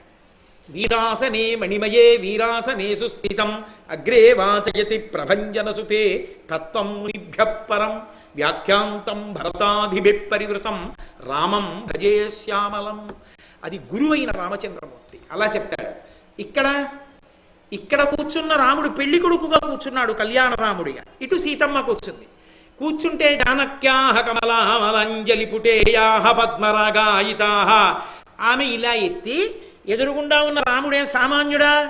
ఆజానుబాహుమరవిందదలాయరాక్షం రామం నిశాచర వినాశకరం నమామి. ఆజానుబాహుం, ఇంత మోకాళ్ళ వరకు చేతులు, విశాలమైన వక్షస్థలం, అంతెత్తైన మనిషి. ఆయన ఇలా కూర్చుంటే అదో టీవీ కదూ. ఆడపిల్ల చేతులు ఎత్తి పోస్తుంటే సంతోషం. శ్రీకృష్ణ కర్ణామృతంలో లీలాశకుడు దెప్పి పడిచాడు. కృష్ణుడు అన్నట్ట, ఏమిటి అస్తమానం నువ్వు నన్ను చూస్తావేమో అని నేను ఇలా చూస్తూనే ఉన్నాను, నువ్వేమో ఇలాగే కూర్చుంటున్నావు, నాకు చిరాగ్గా ఉంది, ఒక్కసారి ఎత్తి చూడొచ్చుగా తల అన్నట్ట. కొంచెం బ్రహ్మగారు ఏదో పని మీద అలా పక్కకి వెళ్ళాడు పాపం. వెళ్ళగానే తన్ని చూడటం లేదని కోపం వచ్చి, నేను నిన్ను ఇలా చూస్తున్నాను సంతోషంగా కళ్ళతో తాగేస్తూ, ఒక్కసారి చూడొచ్చు కదా, చూడమే అన్నట్టు. ఆవిడెందుట, నేనేం సిగ్గుతో తలంచు కూర్చోలేదు, నేను మెడలో వేసుకున్నటువంటి ముత్యాలహారంలో మీ ముఖం ఎన్ని ప్రతిబింబాలు పడిందో చూడండి, చూసుకుంటున్నాను. అంతకన్నా గొడుసుది రుక్మిణీది. అలా సీతమ్మ తల్లి ఇలా కూర్చుని సిగ్గుపడిపోతే రాముడి తల ఎలా అందుతుంది? అందుకని రాముడి తల మీదకి ఎత్తాలి చేతులు ఇలా. అందుకని ఇలా ఎత్తింది. ఎత్తి పోస్తోంది. పోస్తుంటే సభలో ఉన్న వాళ్ళకి ఇప్పుడు కనపడ్డాయి. ఏమిటో ఎలా కనపడ్డాయి? కమలామల అంజలి పుటేయాహ. శంకరాచార్యుల వారి రచన అంటే అలా ఉంటుంది. అంజలి అంటే ఇలా పట్టుకోవడం. పుట అంటే చివరి భాగం నుంచి పడుతున్నాయి. పడుతున్నప్పుడు అవి ఎర్రగా పడుతున్నాయి. ఎందుకని? సీతమ్మ చేతులు ఎరుపు, ఎర్రగా ఉంటాయి నా తల్లి చేతులు. ఎర్రటి చేతుల్లో నుంచి పడుతుంటే జానక్యాహ కమలామలాంజలి పుటేయాహ పద్మరాగాయితాహ. పద్మరాగమణులు పోస్తోంది అనుకున్నారు. అవి పద్మరాగాయితాహ న్యస్తారాఘవమస్తకే చ విలసత్కుంద ప్రసూనాయితాహ. ఆ పోసేటప్పుడు చేతిని దాటి రాముడి తల మీద పడడానికి మధ్యలో చిన్న ధార ఇలా పడుతుంది కదా, ముత్యాల ధార. ఆ ముత్యాల ధార పడేటప్పుడు మళ్ళీ తెల్లగా మెరిసేటే. అందరు అనుకున్నారట, ఓహో ఇంద్రనీలమణులు కావురా, తెల్లటి మల్లెపువ్వులు. అందుకని కుందప్పసూనములు, మల్లెపూలు పోస్తోంది. తలంబ్రాల్లో పూలు కూడా పోసుకుంటారు. అక్రమాలిన పిచ్చి పిచ్చి ప్లాస్టిక్ గింజలు అలాంటివి పోసుకోకూడదు, కానీ పూలు పోసుకుంటారు. కాబట్టి ఆ పూలు పోస్తోంది ఆవిడ, మల్లెపూలు పోస్తోంది అనుకున్నారు. ఇప్పుడు ఆ మల్లెపూలు ఏమయ్యాయి? స్రస్తాస్యా మల్లకాయ కాంతి కలితాయా ఇంద్రనీలాయితాః. పురే ఇందాక పద్మరాగమణులు అనుకున్నాం, కాదు మల్లెపూలు అనుకున్నాం. ఇప్పుడు రాముడి తల మీద పడి రాముని యొక్క శరీరానికి తగిలి ఇలా కింద పడుతున్నాయి. శ్యామలకాయ కాంతి కలిత, శ్యామలవర్ణం అయింది అంటే శ్యామల మా తల్లి సరస్వతీ స్వరూపం శ్యామలా స్వరూపంగా ఉంటుంది. కాళిదాసు శ్యామలాదనకం చేశాడు. ఆ శ్యామల స్వరూపం అంటే కాంతితో కూడినటువంటి నలుపు, బొగ్గులా ఉంటే కాదు, అందులో ఒక రకమైనటువంటి కాంతి ఉంటుంది. ఆ నలుపు మేఘంలో ఉండే కాంతి, నల్ల కలువలో ఉండే కాంతి. అటువంటి కాంతితో ఉన్న రామచంద్రమూర్తి శరీరానికి తగిలి పడుతున్నాయి. లాల్చీ వేసుకుని పెళ్లి చేసుకునేంత దుర్మార్గుడు కాడుగా, అందుని లాల్చీలు అవి విప్పి ఉత్తరీయం వేసుకుని పెళ్లి చేసుకుంటున్నాడు. అందుకని ఆయన ఒంటికి తగిలి పడుతున్నాయి. పడుతుంటే ఆ కాంతితో కలిస్తే ఇప్పుడు అనుకున్నారట, కాదురా పద్మరాగమణులు అనుకున్నాను రా, కాదు మల్లెపూలు అన్నారట, కాదు ఇంద్రనీలమణులు రా అన్నారట. ఎందుకని సస్తాశ్యామల్లకాయ కాంతి కలిత యా ఇంద్ర నీలాయితా. ఇంతకే అవేమిటి, ఆయన మించి జారిపోయి అక్కడ ఉన్నటువంటి వేదిక మీద పడ్డాయి. ముక్తాస్తా శుభదా భవంతు భవతాః శ్రీరామ వైవాహికా. ఆ వేదిక మీద పడిన తర్వాత చూస్తే అవి ముక్తాహ. ముక్తాహ అంటే ముత్యాలు, అవి ముత్యాలు తప్ప ఆ ముత్యాలు ఆ జానకీదేవి పట్టుకుంటే ఏ వైదేహి అనకూడదా, సీత అనకూడదా, జానక్యాహ అంటారు. మురిసిపోయేవాడు ఎవరో తెలుసా, తండ్రి. తన కూతురు చిన్ని తల్లిని తొడ మీద పడుకోబెట్టుకుని ఊపుతుంటే పడుకున్న తల్లి, పాలసీసా నోట్లో పెట్టి తిత్తి పెడితే పాలు తాగిన తల్లి, స్కూలుకి టైం అయిపోతోందని ఏడిస్తే తను గబగబా చిన్న కొప్పేసి బూట్లేసి సాక్స్ వేసి బూట్లు కట్టి ఇంకా టైం అయిపోతోందంటే స్కూటర్ మీద పక్కనున్న స్కూల్కి తీసుకెళ్లి దిగబెడితే ప్రేయర్కి పరిగెత్తిన తల్లి ఇప్పుడు పెళ్లి కూతురు అయిపోయి బుగ్గన చుక్క పెట్టుకుని కళ్యాణ తిలకం పెట్టుకుని ఇక్కడ జీలకర్ర బెల్లం పెట్టేసుకుని అట్ట కట్టేసి నిద్ర లేక కళ్ళు ఎరుపు చీరలు వచ్చేసి ఆ పవిట కొంగు, ఆ పెద్ద పట్టు చీర, ఆ పెద్దరికం, మెళ్ళో పసుపు తాళ్ళు, వీటితోటి చేతులెత్తి తలంబ్రాలు పోస్తుంటే ఏమిటి నా కూతురే ఇంత పెద్దదైపోయిందని పొంగిపోతాట ఆ తండ్రి. ఆ తండ్రి పొంగు తీసుకురావద్దు శ్లోకంలోకి. జానక్యాహ పొంగుతున్నవాడు జనక మహారాజు. ఇది సీత అనలేదు శంకరులు, అది శంకరుల హృదయం, అది శాంకర దర్శనం. కాబట్టి అటువంటి జానకీదేవి తన చేతుల్లో పట్టుకుంటే ముత్యాలు పద్మరాగమణులు, రాముడి యొక్క తలకి సీతమ్మ చేతులకి మధ్యలో ఉంటే మల్లెపూలు, రాముడి శరీరానికి తగిలితే ఇంద్రనీలమణులు, నీలంగా అయిపోయాయి. వేదిక మీద పడిపోతే అసలు ఏమిటో తెలిసాయి ముత్యాలు. అది ఇన్ని ముత్యాలు అలా మారాయన్నప్పుడు ముత్యాలకు ఆయన వేసిన పేరు ముక్తాస్తా శుభదా భవంతు. ఆ కళ్యాణ ఘట్టంలో సీతారాములు తలంబ్రాలు పోసుకున్న సన్నివేశాన్ని పరమభక్తితో చూసిన వాళ్ళకి మోక్షమే వస్తుంది. అది లోపలి అర్థం. ముక్తాస్తా శుభదా భవంతు. ఒక మోక్షమేనండి, ఇంకేమైనా మీకు ఏం శుభం కావాలనుకున్నారో అవన్నీ ఇచ్చేస్తాయి. ముక్తాస్తా శుభదా భవంతు భవతాం శ్రీరామ వైవాహికాః. శ్రీరామచంద్రమూర్తి యొక్క వివాహ సందర్భమునందు పోసుకున్న తలంబ్రాలు అన్ని శుభాలు ఇస్తాయి. ఏ శుభాలు? తలంబ్రాలు పోసుకునేటప్పుడు ప్రధానంగా మూడిటి కోసం పోసుకుంటారు. ఒకటి, సంతాన విషయములో తెగకుండా పరంపర కొనసాగేటట్టుగా మాకు సంతానము కలుగుగాక, సమృద్ధ్యతాం. రెండు, యజ్ఞములు చేసేటటువంటి శక్తి యందు సమృద్ధ్యతాం. మూడవది, ఐశ్వర్యమునందు సమృద్ధ్యతాం. శ్రియో మే కామ సమృద్ధ్యతాం. మాకు తగినంత ఐశ్వర్యము కలుగుగాక. ఇప్పుడు ఎవరు చూస్తున్నారో సీతారామ కళ్యాణాన్ని, తలంబ్రాల్ని ఎవరు చూస్తున్నారో, ఎవరు భక్తితో దాన్ని చూసి నమస్కరిస్తున్నారో వాళ్ళందరికీ కూడా ఐశ్వర్యం అబ్బుతుంది. యజ్ఞయాగాది క్రతువులు చెయ్యాలనేటటువంటి వేదమునందు ప్రామాణ్య బుద్ధితో కూడుకున్నటువంటి ధర్మానుష్ఠానమునందు పూనిక ఏర్పడుతుంది. సంతానము కలగడంలో ఉన్నటువంటి వైక్లభ్యములన్నీ కూడా ఉపశమించి చక్కటి సంతానం కలుగుతుంది. ఒక గృహస్థుగా ఉన్నవాడికి ఇంకింతకన్నా ప్రయోజనాలు ఏం కావాలి? కాబట్టి వైవాహికాః, సీతారాముల వివాహంలో తలంబ్రాలు చూసిన వాళ్ళకి వివాహంలో కోరుకున్నటువంటి మంత్ర ఫలితములన్నీ కూడా సిద్ధిస్తాయి. అందుకే కళ్యాణంలో గొప్ప ప్రసాదం ఏమిటంటే తలంబ్రాలే. అరటిపండు ఇచ్చారా, కొబ్బరి మొక్కలు పెట్టారా, ఇది కాదు. చైత్రమాసంలో వసంత ఋతువులో బయట వాతావరణం బాగా ఇదిగా ఉంటుంది కాబట్టి, ఉక్కపోతగా ఉంటుంది కాబట్టి, పూర్వ వసంత ఋతువు ఇలా ఉండేది కాదు. చైత్ర శ్రీమాన్ యం మాసః పుణ్యః పుష్పితకాననః యవ్వరాజ్యాయ రామస్య సర్వం మే ఉపకల్ప్యతాం అంటాడు దశరథుడు అయోధ్యకాండలో. బహుప్రసన్నంగా ఉండేది వసంత ఋతువు. ధర్మం తప్పిపోయి ఇలా అయిపోయింది, ఉక్కపోత గ్రీష్మంలో అయిపోయింది. అందుకని పానకం కడుపులో గుడగుడలాడకుండా ఉక్కబోయకుండా చల్లగా ఉండడానికి. సీతారామ కళ్యాణంలో పంట ఏమిటంటే తీసుకొచ్చి విసిరి కర్రిస్తాడు. విసిరి కర్రిస్తే అందులో ఏ మహాత్ముడు కూర్చునున్నాడు. ఒక్క విసిని కర్రిస్తే వాళ్ళు విసురుకుంటూ కూర్చుంటారు. ఆ విసురుకుంటూ కూర్చుంటే వాళ్ళు సేద తీరడానికి అవకాశం లభించింది. అందుకే మామిడి పళ్ళు, చలవ చేసే పటికి బెల్లం, ఆ తర్వాత విసిని కర్రలు ఇలాంటివన్నీ తెచ్చుకొని సీతారామ కళ్యాణంలో పంచి పెట్టుకుంటారు చక్కగా డబ్బు ఉన్నందుకు. అది ఫలితం. కాబట్టి ఇది ఈ శ్లోకం యొక్క గమ్మత్తు ఏమిటంటే, ఈ శ్లోకాన్ని శుభలేఖ మీద రాసేటప్పుడు వ్రాసేయమని కాదు, జానక్యాహ అని రాయమని కాదు. ఆ శ్లోకాన్ని రాసేటప్పుడు ఒక్కసారి కళ్ళు మూసుకొని సీతారాముల యొక్క వివాహ ఘట్టాన్ని స్మరించి, ఆ తలంబ్రాల్ని స్మరించి, ఆఖరణ వేదిక మీద పడిపోయిన ముత్యాల తలంబ్రాలు తీసుకుని తన తల మీద వేసుకుని శుభలేఖ రాయాలి. ఇప్పుడు ఎవరి పేరు రాసి శుభలేఖ రాశాడో వాళ్ళకి ఆ కామ్యములన్నీ సిద్ధిస్తాయి. అది పెద్దలు నిర్ణయించడం అంటే అందుకు రాయాలి. కాబట్టి జానక్యాహ కమలామలంజలి కుటేయాహ పద్మరాగాయితాహ అని వివాహమునందు గృహస్థు ఏం కోరుకుంటాడో అక్కడ ఏమైనా దోషాలు జరిగి పొందలేకపోతే అవి సీతారామ కళ్యాణం చేసినా చూసినా అనుగ్రహింపబడుతుంది. అంత గొప్ప కళ్యాణం సీతారామ కళ్యాణం. ఆ సీతారామ కళ్యాణం శ్రీరామనవమి నాడే చెయ్యాలని నియమమేం లేదు, ఎప్పుడైనా చెయ్యొచ్చు. కానీ శ్రీరామనవమి నాడు తప్పకుండా చేస్తాం ఆంధ్రదేశంలో. ఎందుకని అంటే నిన్ననే మీతో మనవి చేశా, సీతమ్మ తల్లి అవతారం లేని నాడు రావణ సంహారం లేనే లేదు, అవకాశం లేదు. కాబట్టి సీతమ్మ తల్లిని కూడా కలిపి తీసుకురావడానికి సీతారామ కళ్యాణంగా చేస్తాం.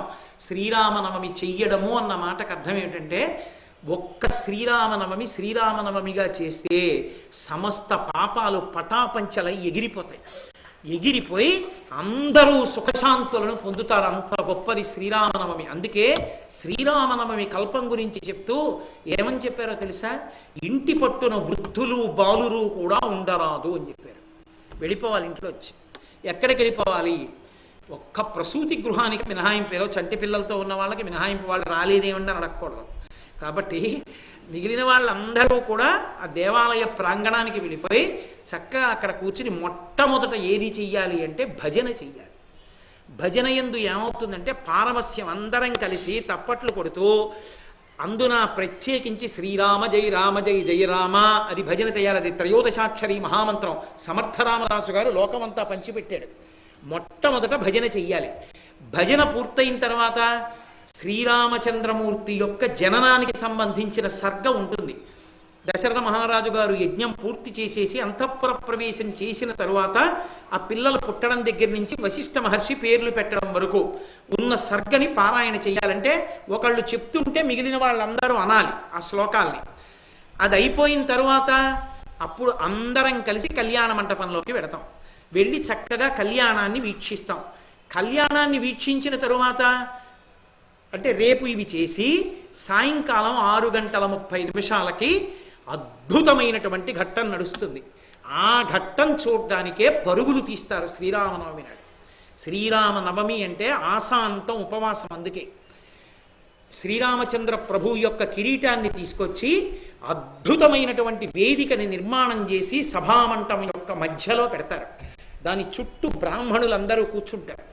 కూర్చుని వేదస్వస్తి చెప్తారు. వేదస్వస్తి చెప్పిన తరువాత అప్పుడు శ్రీరామాయణ కావ్యంతో కొంత అనుబంధం ఉన్న వ్యక్తి ఆ మకుట ధారణ సర్గ అని ఉంటుంది. ఆ కిరీటాన్ని వర్ణిస్తారు. ఆ కిరీటం ఎప్పుడు చేశారు, ఎవరు చేశారు, మొదట ఎవరు పెట్టుకున్నారు, తర్వాత ఎలా వచ్చింది పరంపరాగతంగా, ఇది వర్ణించే శ్లోకాలు ఉంటాయి.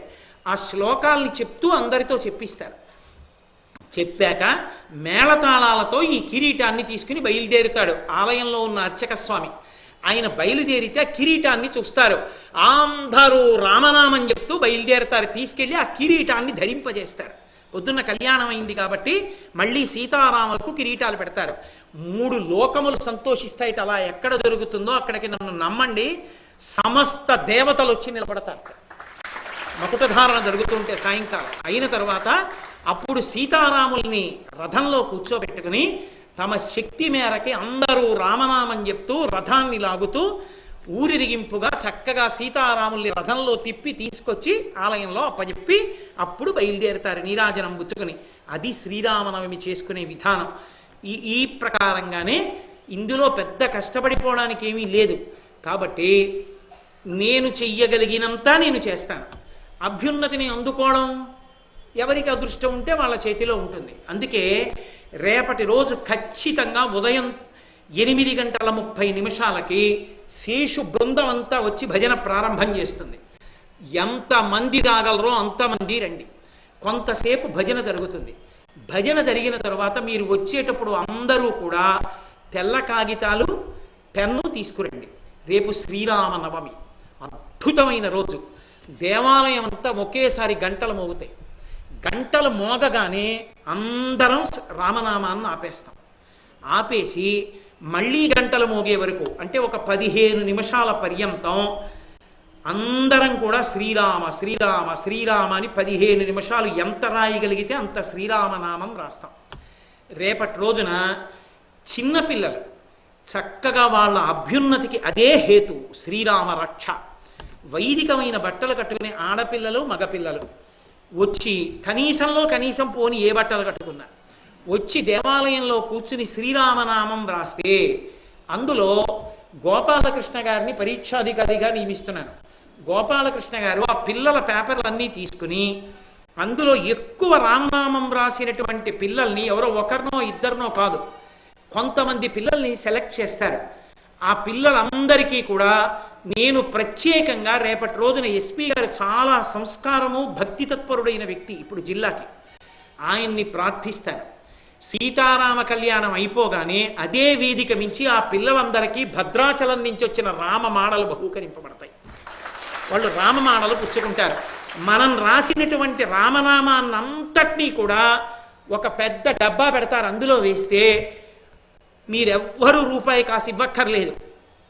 పరమభక్తి కలిగిన వాడు అపారమైన రామ భజన చేయడం జీవితంలో అలవాటు పడిపోయిన వాడు కాబట్టి ఆ ఖర్చులేవో భద్రాచలం వెళ్ళడానికి మా సత్సంగ సభ్యులం భరించి శేషుని ఆ వీరభద్రరావు గారిని ఆ రామనామం అంతా ఇచ్చి భద్రాచలం పంపించి కాకినాడలో సీతారామ కళ్యాణంలో 50 మంది భక్తులు వ్రాసుకున్న రామనామం అని ఇదంతా పట్టుకెళ్ళి భద్రాచలంలో సమర్పణ చేసి తిరిగి వస్తారు. రేపు చక్కగా మనం ఈ ఏర్పాటు చేసుకుందాం. కాబట్టి అక్కడికి వచ్చి పెన్ను ఉందా కాగితం ఉందా గుడివాళ్ళు ఇస్తారా అని అడగద్దు. ఓ కాగితం పెన్ను తెచ్చుకోండి. 15 నిమిషాల కన్నా ఎక్కువ సమయం ఉండదు. పిల్లలందరూ లోపల కూర్చుంటారు, పెద్దవాళ్ళమందరం బయట కూర్చుందాం. కూర్చుని దేవాలయంలో గంటలు మోగడమే గుర్తు, శ్రీరామ నామం రాద్దాం. మళ్ళీ గంటలు మోగి నీరాజనాలు ఇస్తారు దేవాలయాలన్నింటిలో, అదే గుర్తు. ఆప్ చేసేద్దాం, పట్టుకెళ్ళి డబ్బాల్లో వేసేద్దాం. వేసేసిన తర్వాత శ్రీరామ జనన సర్గ అందరితో చెప్పిస్తాను. చక్క అందరూ శ్రీరామ జననం సర్గ చెప్దురు కానీ చెప్పిన తరువాత మనందరం కలిసి పక్కన కళ్యాణ మంటపంలోకి వెళ్ళిపోయి హాయిగా కళ్యాణ మంటపంలో కూర్చుని ఆచార్యులు గారు బహుశ్రద్ధతో ఏర్పాట్లన్నీ చేశారు. ఆ పోలీసు శాఖ వారు ఎంత కష్టపడి ప్రాణం పెట్టి చేస్తున్నారు ఏర్పాట్లు. చక్కగా రేపటి రోజున అక్కడ మనం ఆ పానకం పుచ్చుకుని సీతారామ కళ్యాణాన్ని కొన్ని వేల మందిని వీక్షించి రామనామంతో మార్మోగిపోగా కళ్యాణం అయిపోయిన తర్వాత తలంబ్రాలు శిరస్సును ధరించి బయలుదేరుదాం. ఈ దెబ్బతో వచ్చేసారి సీతారామ కళ్యాణం చెయ్యాలంటే ఆచార్యులు గారు 10 బస్తాల బియ్యం తలంబ్రాలు కలపాలి. అంతమందిని వచ్చి సీతారామ కళ్యాణం చూద్దాం. చక్కగా తలంబ్రాలు శిరస్సును ధరించి బయలుదేరుదాం. సాయంకాలం 6:30 రామచంద్రమూర్తిది సీతమ్మది కిరీటాలు తెచ్చి ఇక్కడ పెడతారు. బ్రాహ్మణులు వేదస్వస్తి చేస్తారు. శర్మగారు మీరు రండి రేపు సాయంకాలం వస్తే చక్క వేదస్వస్తి జరుగుతుంది. ఆ వేదస్వస్తి అయిపోయిన తరువాత కిరీటాల్ని పట్టుకెళ్ళి రామచంద్ర ప్రభువుకి సీతమ్మకి అలంకరించి రథం తిరుగుతుంది. ఆ రథం వెంట రామనామం చెప్తూ మనందరం తిరిగొచ్చి లోపలికి స్వామి వెళ్ళాక నీరాజనం తీసుకుని ఇంటికి ఎడదాం. అలా చేసుకోవాలి శ్రీరామనవమి. అంత వైభవోపేతంగా ఈ సంవత్సరం చేసుకుందాం. రేపు 8:30 వచ్చిన వాళ్ళు శ్రీరామనవమిని ధన్యాత్ములై చేసుకుందరు. కానీ చక్కగా పిల్లల్ని తీసుకురండి. వాళ్ళకి ఒక మంచి జీవితం, రామనామం దాని వైభవం అలవాటు పడతాయి. శ్రీరామనవమి నాడు వ్రాసిన శ్రీరామనవమే, ఆ శ్రీరామనామమే బిడ్డలకు శ్రీరామ రక్షయ్యి కాపాడుతుంది. కాబట్టి రేపటి రోజున మనందరం శ్రీరామనవమిని ఇలా చేసుకుని ధన్యులమవుదాం, రామచంద్రమూర్తి యొక్క సీతమ్మ యొక్క పరిపూర్ణ అనుగ్రహాన్ని పొందుదాం. అలాగే ఈ నెలలో 5, 6 తారీఖులలో ఆ సర్పవనంలో ఉన్నటువంటి నీలకంఠేశ్వర స్వామి వారి ఆలయంలో దక్షిణామూర్తి యొక్క ధ్యానము, ఆ మూర్తి వైభవం మీద 2 రోజులు ప్రసంగాలు చేస్తా. అసలు నాకు తెలిసి కాకినాడ పట్టణంలో అటువంటి ఏర్పాటు లేదు. నారదకుండమని తనంత తాను ఏర్పడింది. ఎప్పుడు కలువ పూలతో ఉంటుంది ఆ సరోవరం. ఆ సరోవరం ఒడ్డున ఒక పెద్ద మర్రి చెట్టు ఉంది, తనంత తాను మొలిచింది. ఆ మర్రి చెట్టు దక్షిణాభిముఖంగా అవకాశం ఇచ్చింది. దక్షిణాన్ని చూస్తూ దక్షిణామూర్తి విగ్రహాన్ని కాంచీపురంలో ఉన్నటువంటి శిల్పులు మహాద్భుతంగా చెక్కారు. ఎంత అద్భుతం అంటే నాకు తెలిసినంత వరకేమి నిష్కర్షగా చెప్పచ్చేమో, ఏం గోపాలకృష్ణ గారు, కాకినాడ పట్టణం కాదు, ఈ చుట్టుపక్కల ఎక్కడా లేదటువంటి దక్షిణామూర్తి. అంత గొప్ప దక్షిణామూర్తి విగ్రహం వచ్చింది. దాన్ని మనం 8వ తారీఖున ఉదయం ప్రతిష్ఠ చేస్తున్నారు.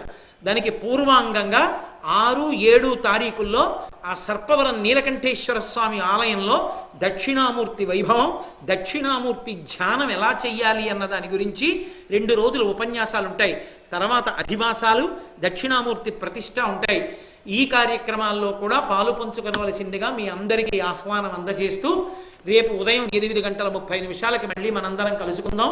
మంగళాశాసన పరైః పదాచార్య పురోగమైః సర్వైశ్చ పూర్వైరాచార్యైః సత్కృతాయాస్తు మంగళం.